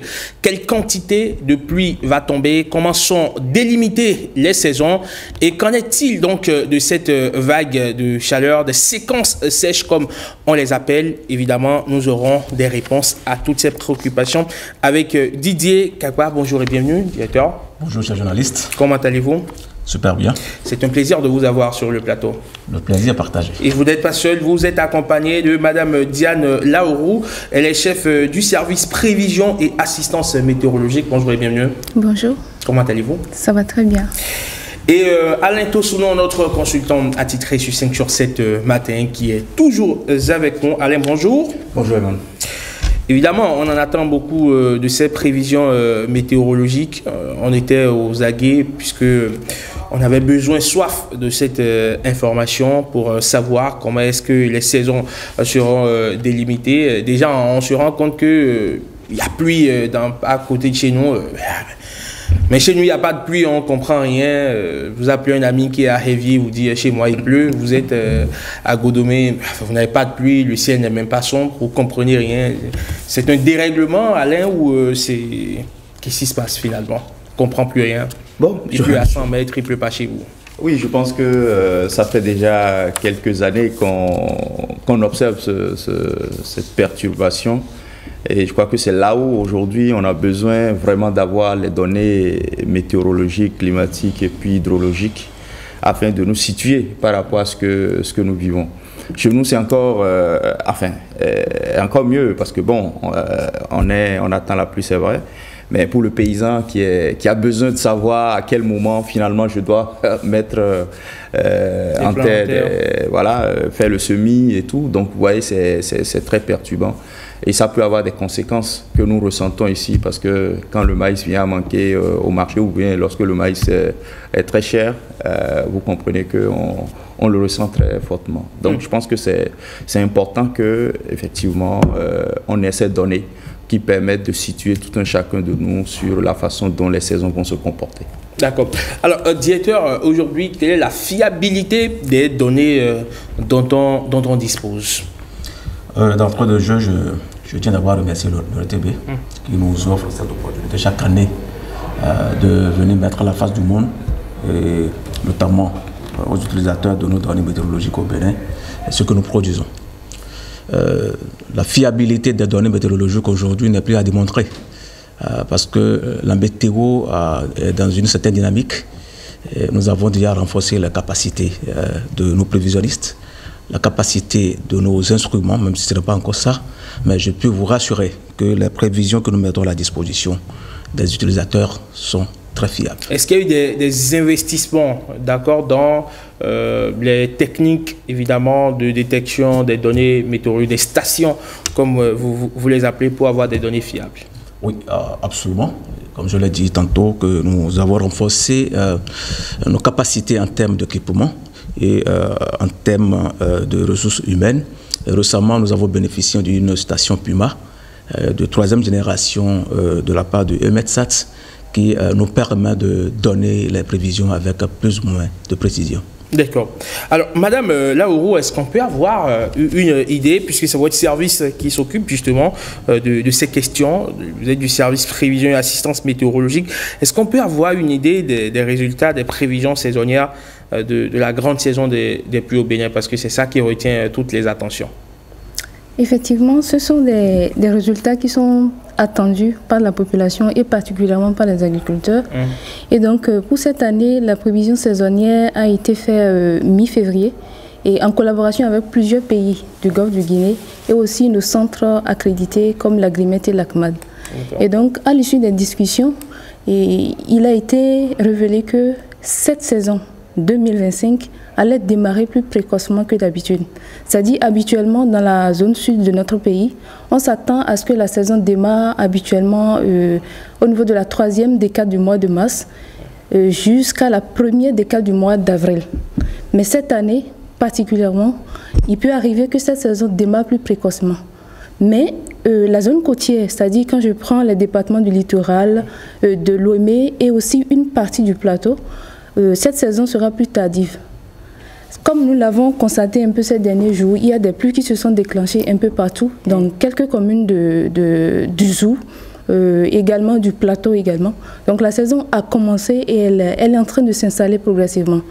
Autre chose aussi qu'on peut retenir de cette prévision saisonnière, c'est que les séquences sèches sont annoncées être longues en début de saison. C'est-à-dire quoi? La saison a démarré déjà dans certaines zones du sud, mais nous aurons des séquences sèches qui seront longues anormales. C'est-à-dire que habituellement, nous nous attendons dans cette période à avoir des séquences sèches de 9 à 15 jours. Mais pour cette année 2025, il se pourrait que ces séquences sèches aillent au-delà de cette norme-là que nous avons l'habitude de connaître. En fin de saison également, nous attendons à ce que cette saison prenne fin précocement. Parce que habituellement toujours la fin de saison nous l'enregistrons mi-juillet voire la 1re décade du mois d'août. Donc cette année 2025, la saison, il peut arriver que la saison prenne fin plus précocement que cette période-là. D'accord. Habituelle. D'accord. Alors, directeur, qu'est-ce qui explique cette séquence prolongée que les prévisions ont détectée? Alors, Alain vient de le dire, hein, ce n'est rien d'autre chose que les changements climatiques. Vous allez constater que ces derniers temps, la saison est vraiment perturbée. Perturbée au sens où les producteurs ont perdu de boussole. Et je vais être un peu plus digeste parce que ce que nous faisons, c'est pour rendre l'information accessible aux populations. Aux populations afin de pouvoir l'exploiter au mieux. Et Madame Diane vient de le dire tout à l'heure. Et lorsque je me résume, c'est que cette prévision n'augure pas d'une bonne saison cette année. D'abord, il y a une précocité qui va s'installer. Ça, c'est très bien. C'est une bonne nouvelle pour le démarrage. Mais si la fin est précoce, là, ça veut dire que la longueur de la saison est tellement courte. Et dans ces conditions, les producteurs n'ont pas trop de marge de manœuvre à faire plusieurs spéculations. Donc je voudrais vraiment attirer leur attention par rapport au choix des variétés à mettre à terre. L'autre mauvaise nouvelle également qui n'avantage pas les producteurs, c'est les postes de sécheresse, c'est-à-dire les jours successifs sans pluie que nous allons enregistrer en début de saison et qui pourraient vraiment perturber les semences. Et dans ces conditions, nous donnons des avis et conseils dans le choix des variétés à mettre à terre, à savoir des variétés qui ne nécessitent pas beaucoup d'eau, des variétés qui résistent mieux à la sécheresse. Et vous voyez. Et l'autre aspect également qu'il faut souligner, c'est la quantité d'eau que nous aurons à enregistrer au cours de cette saison et qui ne sera pas abondante comme la moyenne que nous avons l'habitude de recueillir sur les 30 années qui constituent la référence. Et donc, vous voyez, tout cela réuni montre que la saison de cette année sera un peu perturbée dans la zone sud de notre pays. Et la délimitation, quand on dit sud, c'est inférieur à la latitude 8 degrés nord, c'est-à-dire jusqu'à 120. Donc la zone des collines est concernée jusqu'au littoral. Donc voilà un peu présenter ces prévisions saisonnières. Et je voudrais vraiment demander non seulement aux producteurs, mais également aux décideurs d'en tenir compte afin de pouvoir savoir quand est-ce qu'ils vont mettre les semences à la disposition des producteurs. Et les producteurs également de savoir quand est-ce qu'ils vont mettre les semences à terre. Puisque nous avons dit que le démarrage est précoce, et les quelques pluies, les prémices de pluie que nous avons déjà enregistrées, cela voudra dire que la saison a déjà démarré. Seulement que, tel que nous avons dit, qu'en début de saison, nous allons enregistrer les points de sécheresse, et ce qui explique un peu cette rupture que nous observons. Et notamment au niveau du littoral, le démarrage sera un peu tardif, Alain l'a dit tout à l'heure, parce que dans certaines localités de notre pays, vous allez constater que nous enregistrons déjà de pluie, notamment à Poubelle, la dernière fois, on a enregistré plus de 90 mm de pluie en une journée. Donc c'était très intense. Absolument. Alors Alain Tossono, est-ce qu'aujourd'hui les saisons météorologiques sont toujours intactes au Bénin? Ce qu'on nous a toujours appris, c'est qu'il y a une grande saison de pluie, après il y a une petite saison de pluie, il y a la saison sèche. Et on connaissait à peu près généralement, donc on pouvait les situer, ces différentes saisons-là, dans le calendrier. Est-ce que c'est toujours le cas depuis quelques années maintenant? Non, ils sont là pour vous le dire. Ce n'est plus le cas. On n'arrive plus forcément à... Puisqu'on parle de précocité, donc vous voyez, c'est difficile de pouvoir maintenant dire que bon, la pluie commence en mars, doit s'arrêter en août ou en septembre. Donc c'est ça la perturbation. Et je pense qu'on doit apprendre à s'habituer maintenant à cela.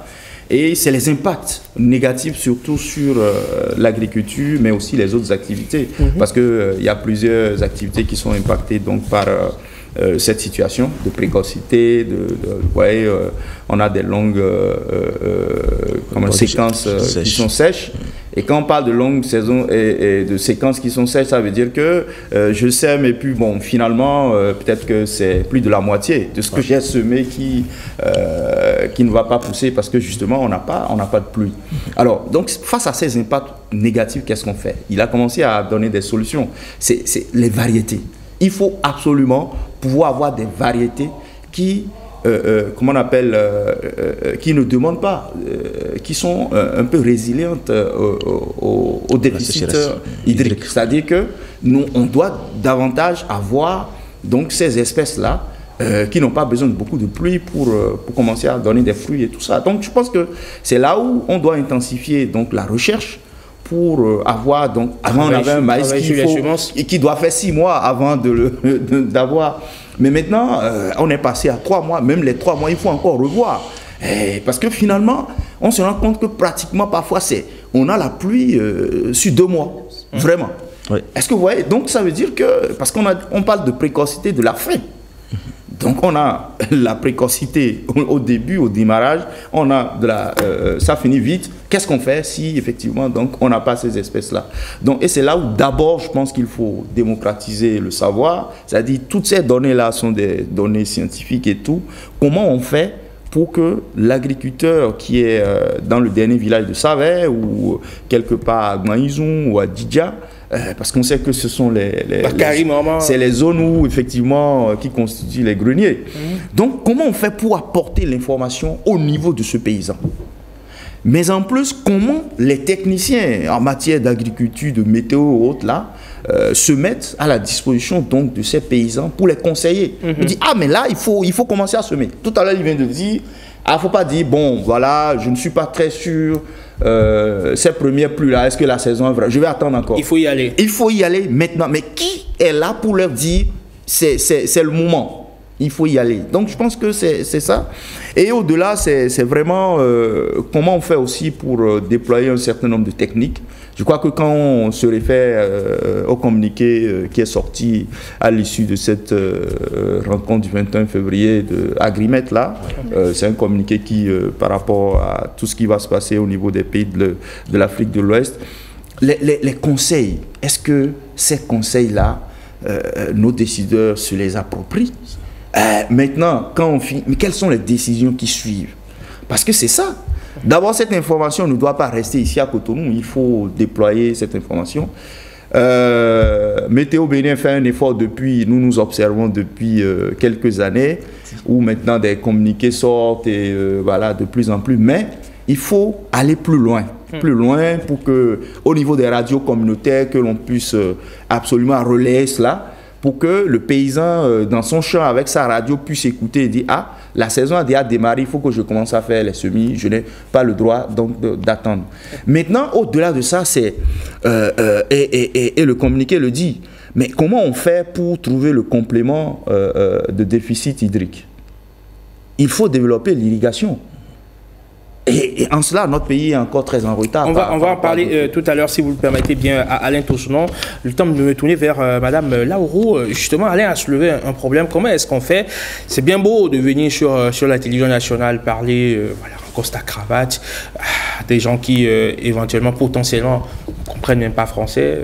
Donc, comment est-ce qu'on fait pour apporter l'information aux producteurs, aux agriculteurs, ces personnes-là qui sont donc en première ligne donc de ce dont nous sommes en train de parler aujourd'hui, les premières personnes concernées? Est-ce qu'il y a une stratégie déployée dans ce sens? Oui, effectivement, si nous faisons tout ce travail-là et que les utilisateurs finaux n'ont pas accès à l'information, c'est comme si nous avons travaillé pour rien. Et donc à Météo Bénin, depuis quelques années, comme monsieur vient de le dire, nous avons mis en place une stratégie où, lorsque ces prévisions saisonnières sont élaborées, nous organisons des séminaires de vulgarisation où nous allons commune par commune, en tout cas la majorité des communes sont visitées, où nous parcourons également les radios communautaires, où ces prévisions-là sont monnayées dans des langages vraiment digestes que l'agriculteur peut comprendre, suivi également de conseils et d'appui. Donc c'est généralement des ateliers de vulgarisation. Nous faisons des focus group où nous recrutons même les ATDA aussi, les responsables des organisations paysannes et tous les acteurs qui sont concernés par ces prévisions saisonnières-là, où nous descendons et nous expliquons en fait les prévisions saisonnières. Au-delà de ces moyens aussi, nous avons à Météo Bénin nos canaux de diffusion traditionnels, j'allais dire, comme par exemple le groupe, nos forums WhatsApp. Nous sommes aussi très actifs sur Facebook et YouTube également. Et également, oui, ce sont là... Vous avez beaucoup de canaux digitaux aussi. Oui, nous avons beaucoup de canaux digitaux. On a parlé tout à l'heure des prévisions donc, dans la partie méridionale, au sud du Bénin, mais qu'en est-il de la partie septentrionale? Est-ce que les prévisions ne sont pas encore disponibles? Pour la partie septentrionale, oui, les prévisions ne sont pas encore disponibles. Donc, je crois d'ici la fin du mois de mars, on aura également les tendances pour cette partie-là de notre pays. D'accord, très bien.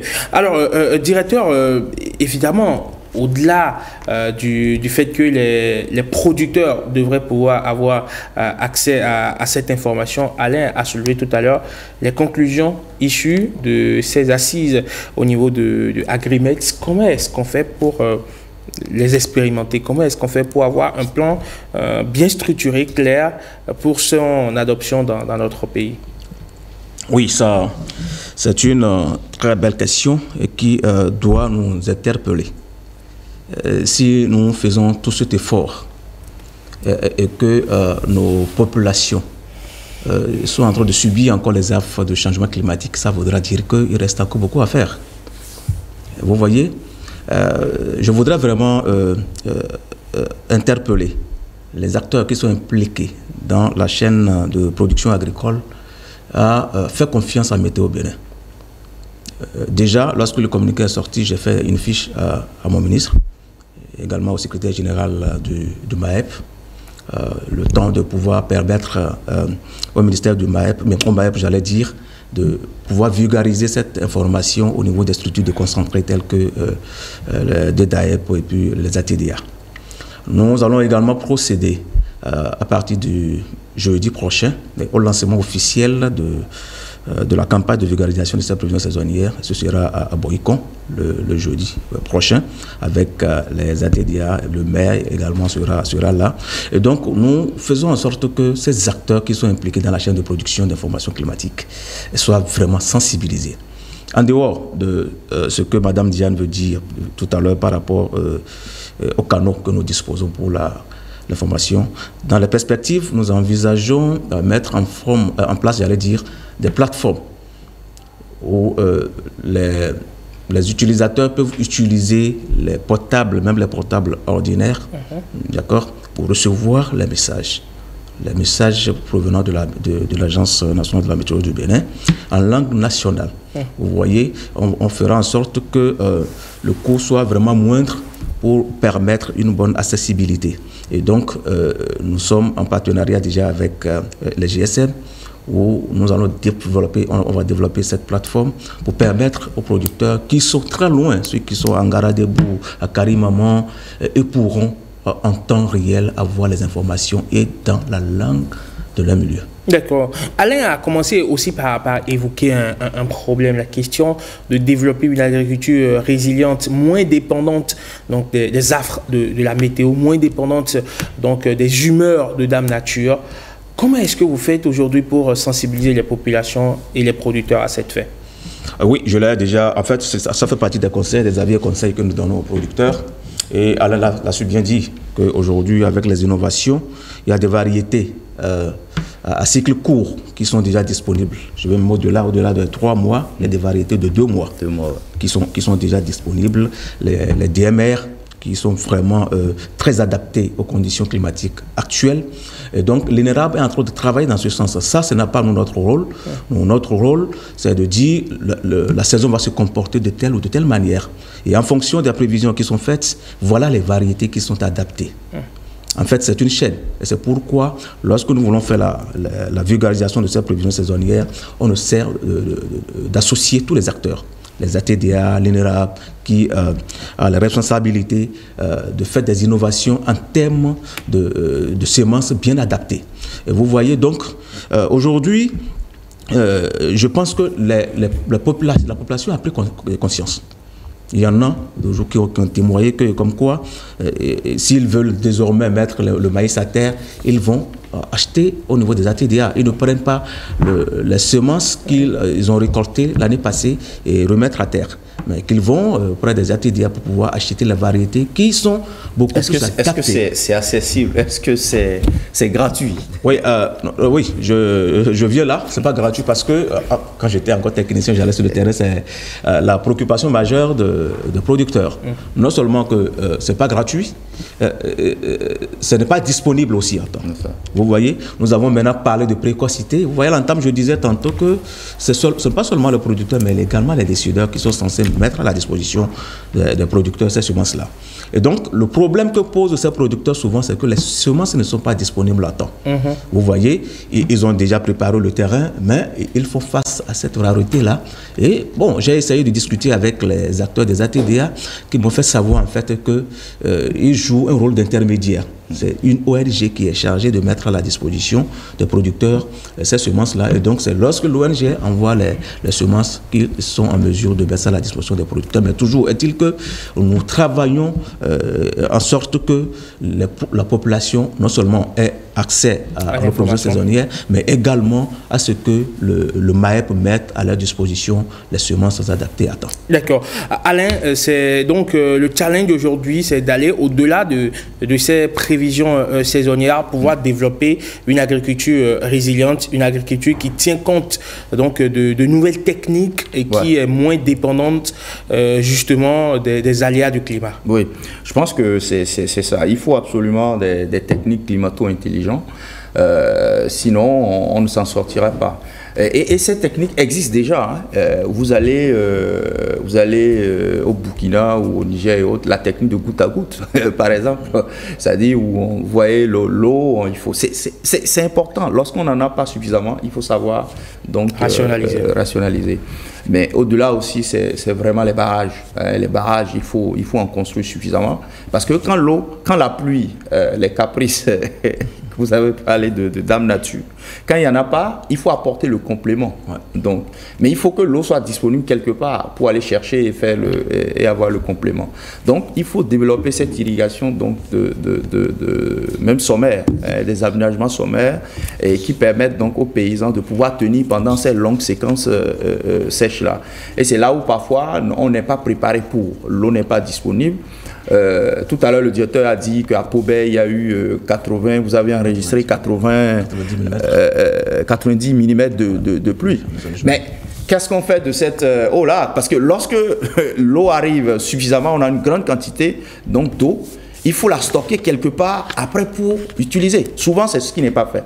Donc, il faut absolument avoir donc, ces infrastructures de mobilisation donc, des ressources en eau. Et donc, pour après, donc, permettre aux paysans de pouvoir l'utiliser avec un aménagement sommaire qu'il fait au niveau de son champ.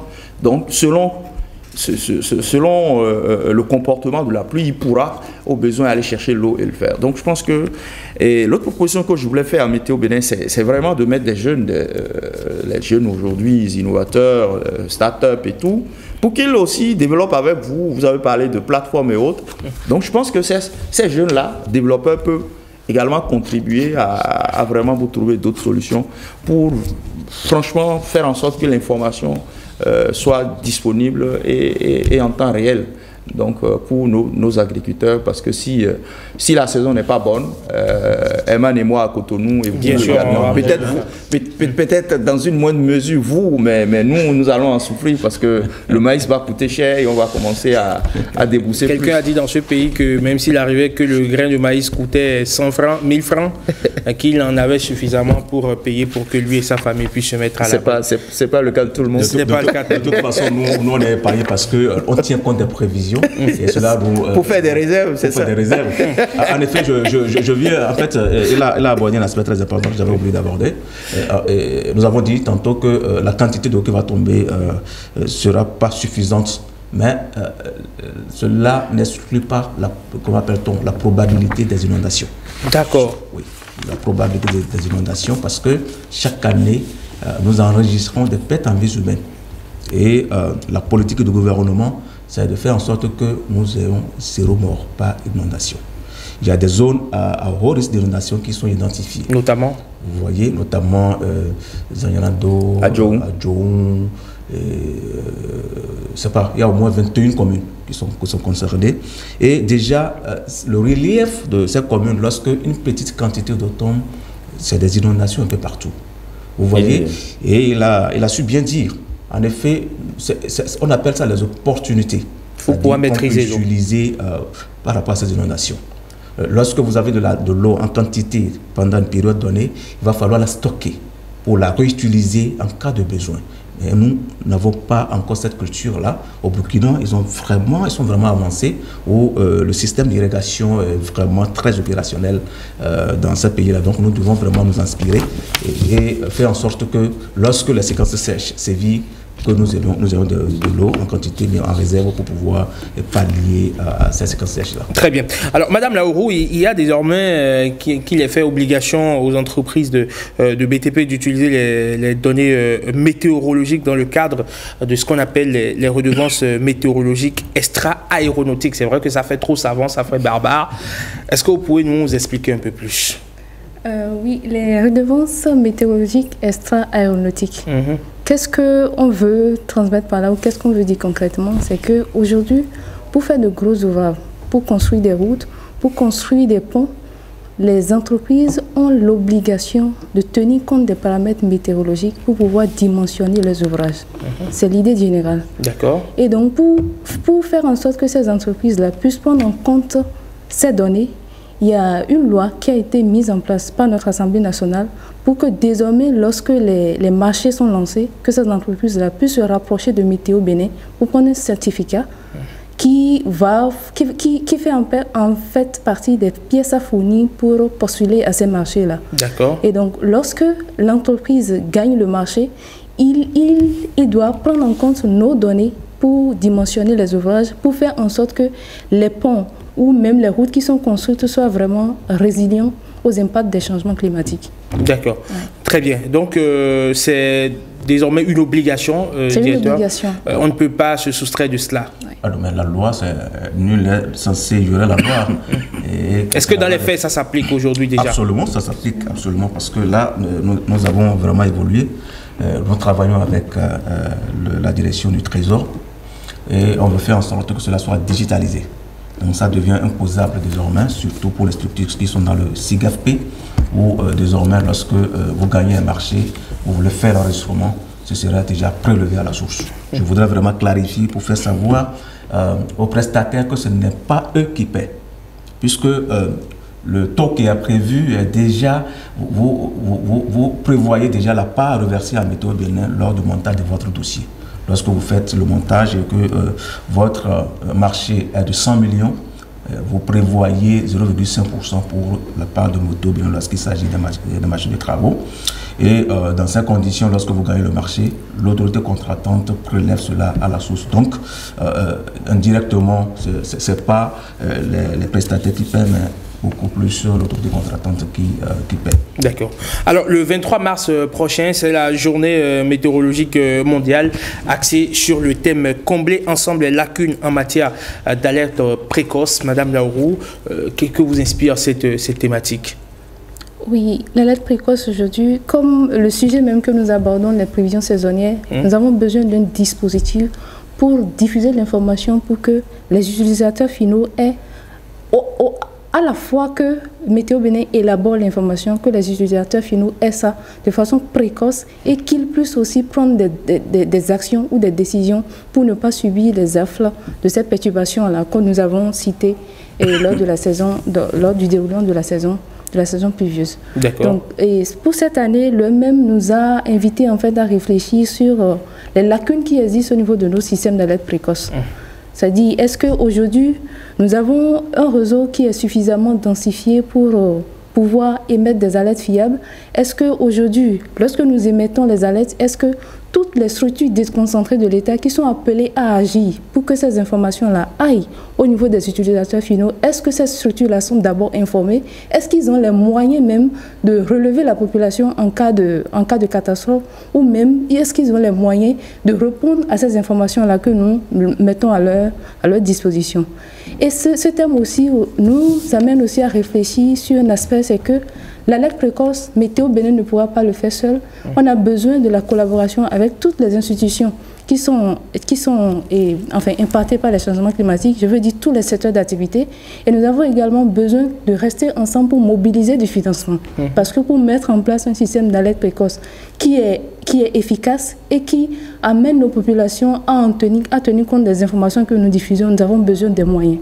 Vous voyez, aujourd'hui à Météo Bénin, nous n'avons pas un radar météorologique, alors que le radar météorologique, c'est l'élément capital en termes d'alerte précoce. Quand nous disons alerte précoce, c'est-à-dire que nous devons être en mesure de dire dans 2 heures, dans 1 heure, telle quantité de pluie doit arriver sur telle localité, sur telle ville, même sur tel quartier, etc. La précision doit être vraiment très exacte, on va dire, en termes de précision. Oui. Oui. Et aujourd'hui, ce radar-là nous fait défaut. Et généralement, c'est des équipements qui coûtent excessivement cher et Météo Bénin ne pourra pas le faire seul de son côté, puisque c'est un instrument qui va servir à toute la nation. Nous avons besoin que toutes les institutions se mettent ensemble pour vraiment aller vers les financements, que ce soit au niveau national ou au niveau international. Alors, qu'est-ce que vous faites dans le sens, pourquoi pas, d'un PPP, d'un partenariat public-privé pour pouvoir acquérir ce matériel important? Monsieur le directeur? Oui. Vous voyez, l'alerte précoce, aujourd'hui, c'est vraiment très important. Et vous êtes aussi un acteur clé de cette alerte précoce. La plateforme de réduction des risques de catastrophe réunit les acteurs de production d'informations climatiques, les acteurs qui sont en charge de la diffusion de ces informations-là. Donc, les médias, vous en faites partie. Vous êtes un maillon très important. La dynamique que nous avons mise en place pour pouvoir acquérir un radar, c'est de nous mettre ensemble. Nous avons même envisagé collaborer avec le Togo, puisque quand vous prenez un radar, ça peut couvrir plusieurs kilomètres. D'accord, ça dépend de la résolution. Donc nous sommes en train de vouloir nous mettre ensemble dans le cadre d'un projet afin de pouvoir acheter 1 ou 2 radars.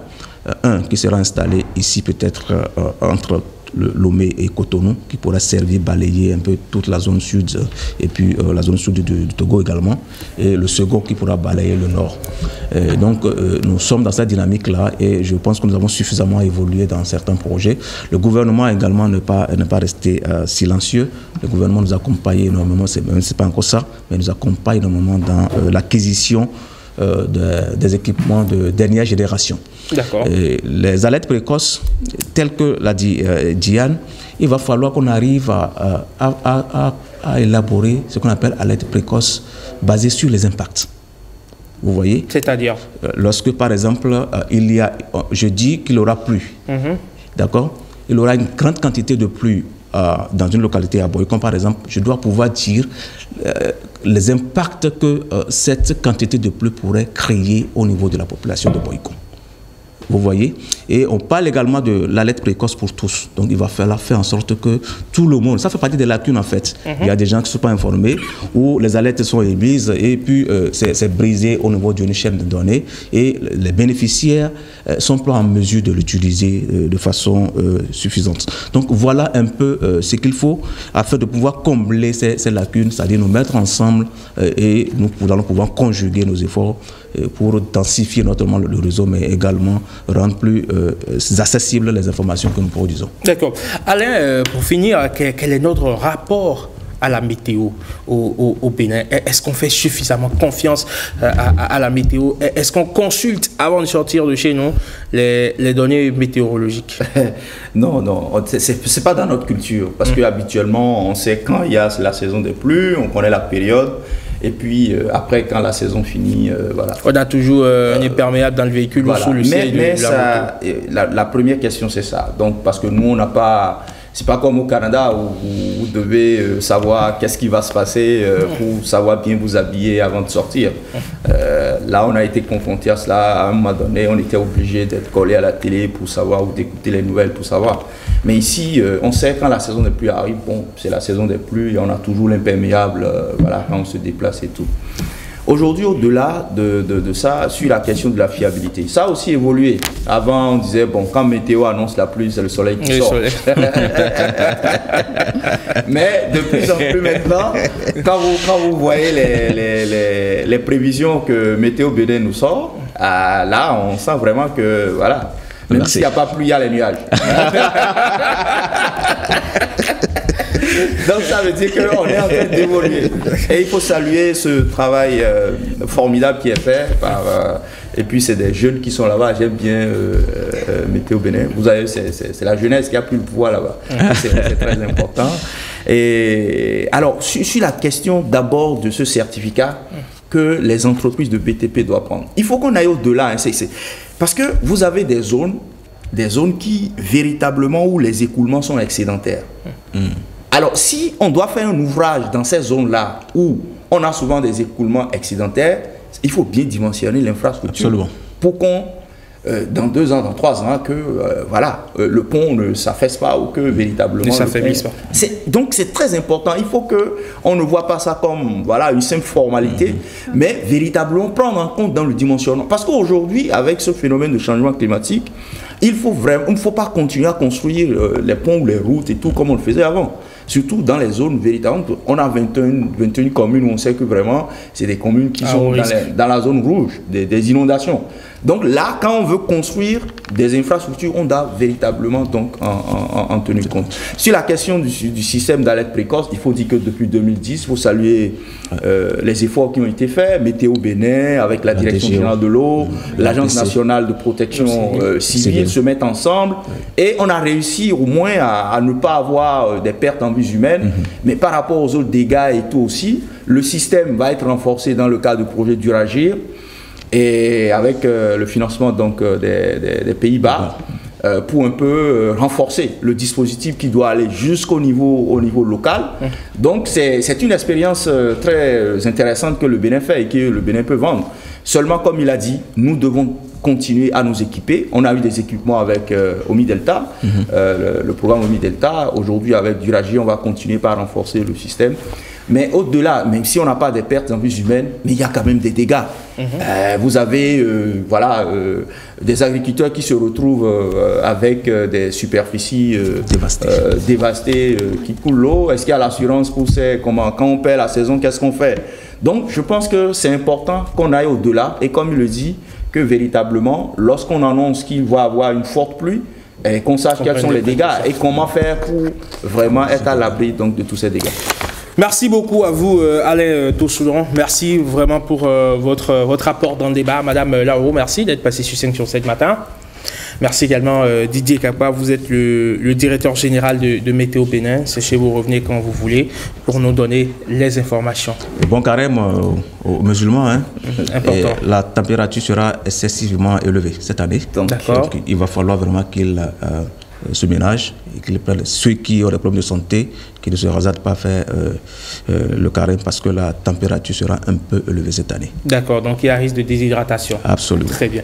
Merci beaucoup à vous, mesdames, messieurs, pour ce forum de discussion un peu plus clair qui va aider sans doute nos producteurs. 5 sur 7 matin, encore un dernier rendez-vous, celui avec Marcel Arrossi, c'est lui qui vient boucler la boucle avec la revue de presse.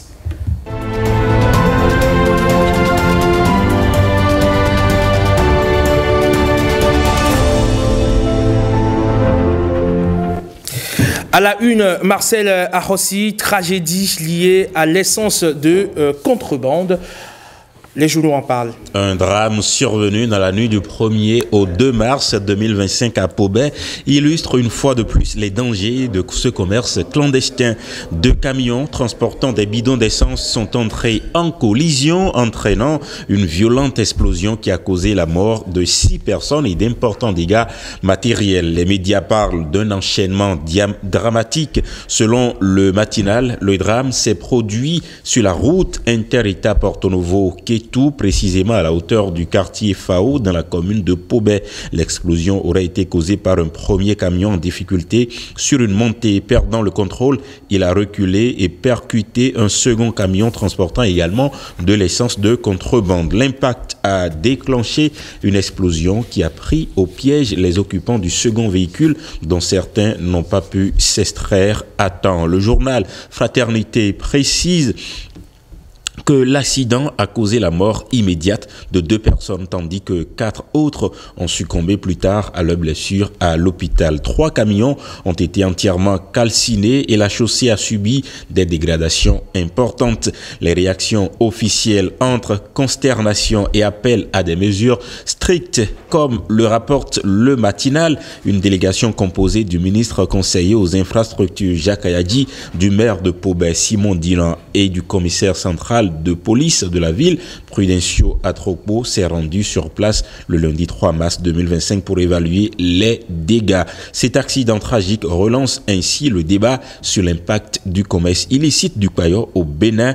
Outre les pertes humaines, ce trafic met en péril la sécurité routière et l'intégrité des infrastructures. Malgré les nombreuses interventions des autorités et les avertissements sur les risques liés à ce commerce clandestin, le paillot continue d'alimenter une économie parallèle difficile à éradiquer. Et puis, fusion irréversible entre l'ex-PRD, sinon entre l'ex-UP et l'ex-PRD, de quoi parle l'emblème du jour? La fusion entre l'Union progressiste et le Parti du renouveau démocratique officialisé avec la création de l'Union progressiste Le Renouveau continue de susciter des réactions au sein de la classe politique béninoise. Si l'alliance est juridiquement scellée, les récents propos de Maître Adrien Mbedi ont ravivé les interrogations sur la solidité de cette union. Comme le souligne l'emblème du jour, la disparition des structures de l'UP et du PRD est désormais actée. La création de l'UPR est conforme aux tests en vigueur et signifie que les 2 partis n'ont plus d'existence légale. tous leurs cadres, militants et élus opèrent désormais sous une seule et même bannière, souligne le journal. Cette clarification devrait normalement mettre fin à toute possibilité de retour en arrière. Juridiquement, le PRD ne pourra plus renaître en tant que formation indépendante malgré les sentiments de nostalgie de certains de ses anciens membres. Mais la polémique est née des récentes déclarations de Maître Mbedi, ex-leader du PRD, qui ont laissé place à diverses interprétations. Mais si la question de la légitimité de la fusion ne se pose plus, le véritable enjeu réside désormais dans l'évolution de l'UPR et sa capacité à répondre aux attentes des militants. L'intégration harmonieuse des cadres issus des deux formations et la consolidation de l'unité interne seront des défis majeurs à relever. Et puis au Gabon, sans surprise, Brice Oligui Nguema est candidat. La transition politique gabonaise prend un tournant attendu mais non moins controversé avec l'annonce officielle le 3 mars 2025 de la candidature du général Brice Clotaire Oligui Nguema à la présidentielle du 12 avril prochain. Cette décision qui marque la continuité de son emprise sur le pouvoir après le coup d'État du 30 août 2023 était largement pressentie. Comme le souligne Wakatsira et Le Pays, l'histoire politique africaine regorge d'exemples de militaires ayant pris le pouvoir par la force avant de chercher à le légitimer par les urnes. Oligui Nguema ne fait pas exception. Après avoir suspendu les partis politiques pour 3 ans et instauré une constitution à sa mesure, il a minutieusement préparé le terrain pour une élection où il part favori.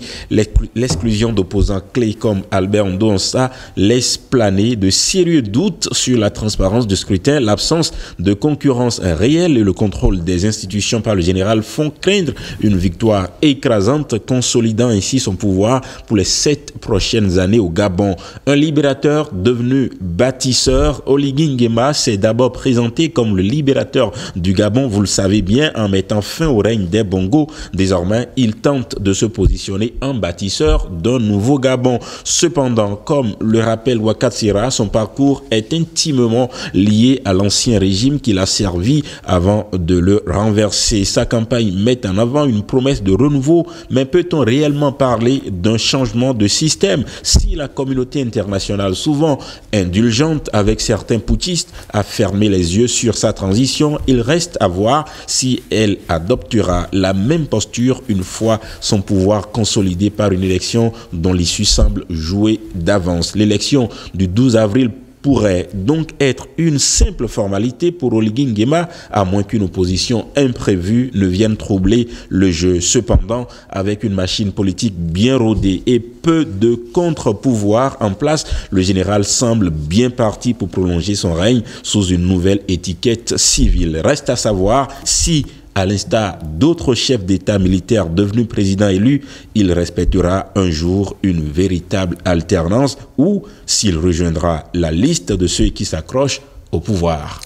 Merci à vous, Marcel Akhossi. C'est moi. Et voilà qui va mettre un terme à la matinale 5 sur 7 matin de ce mardi 4 mars 2025. Merci à toutes les équipes rédactionnelles et techniques réunies autour de micro. On retrouve nous demain, quand il sonnera très exactement 7h, 6h en temps universel. D'ici là, portez-vous très bien. Au revoir. Bon mardi à tous et à chacun. Paix et joie dans le monde. Salut.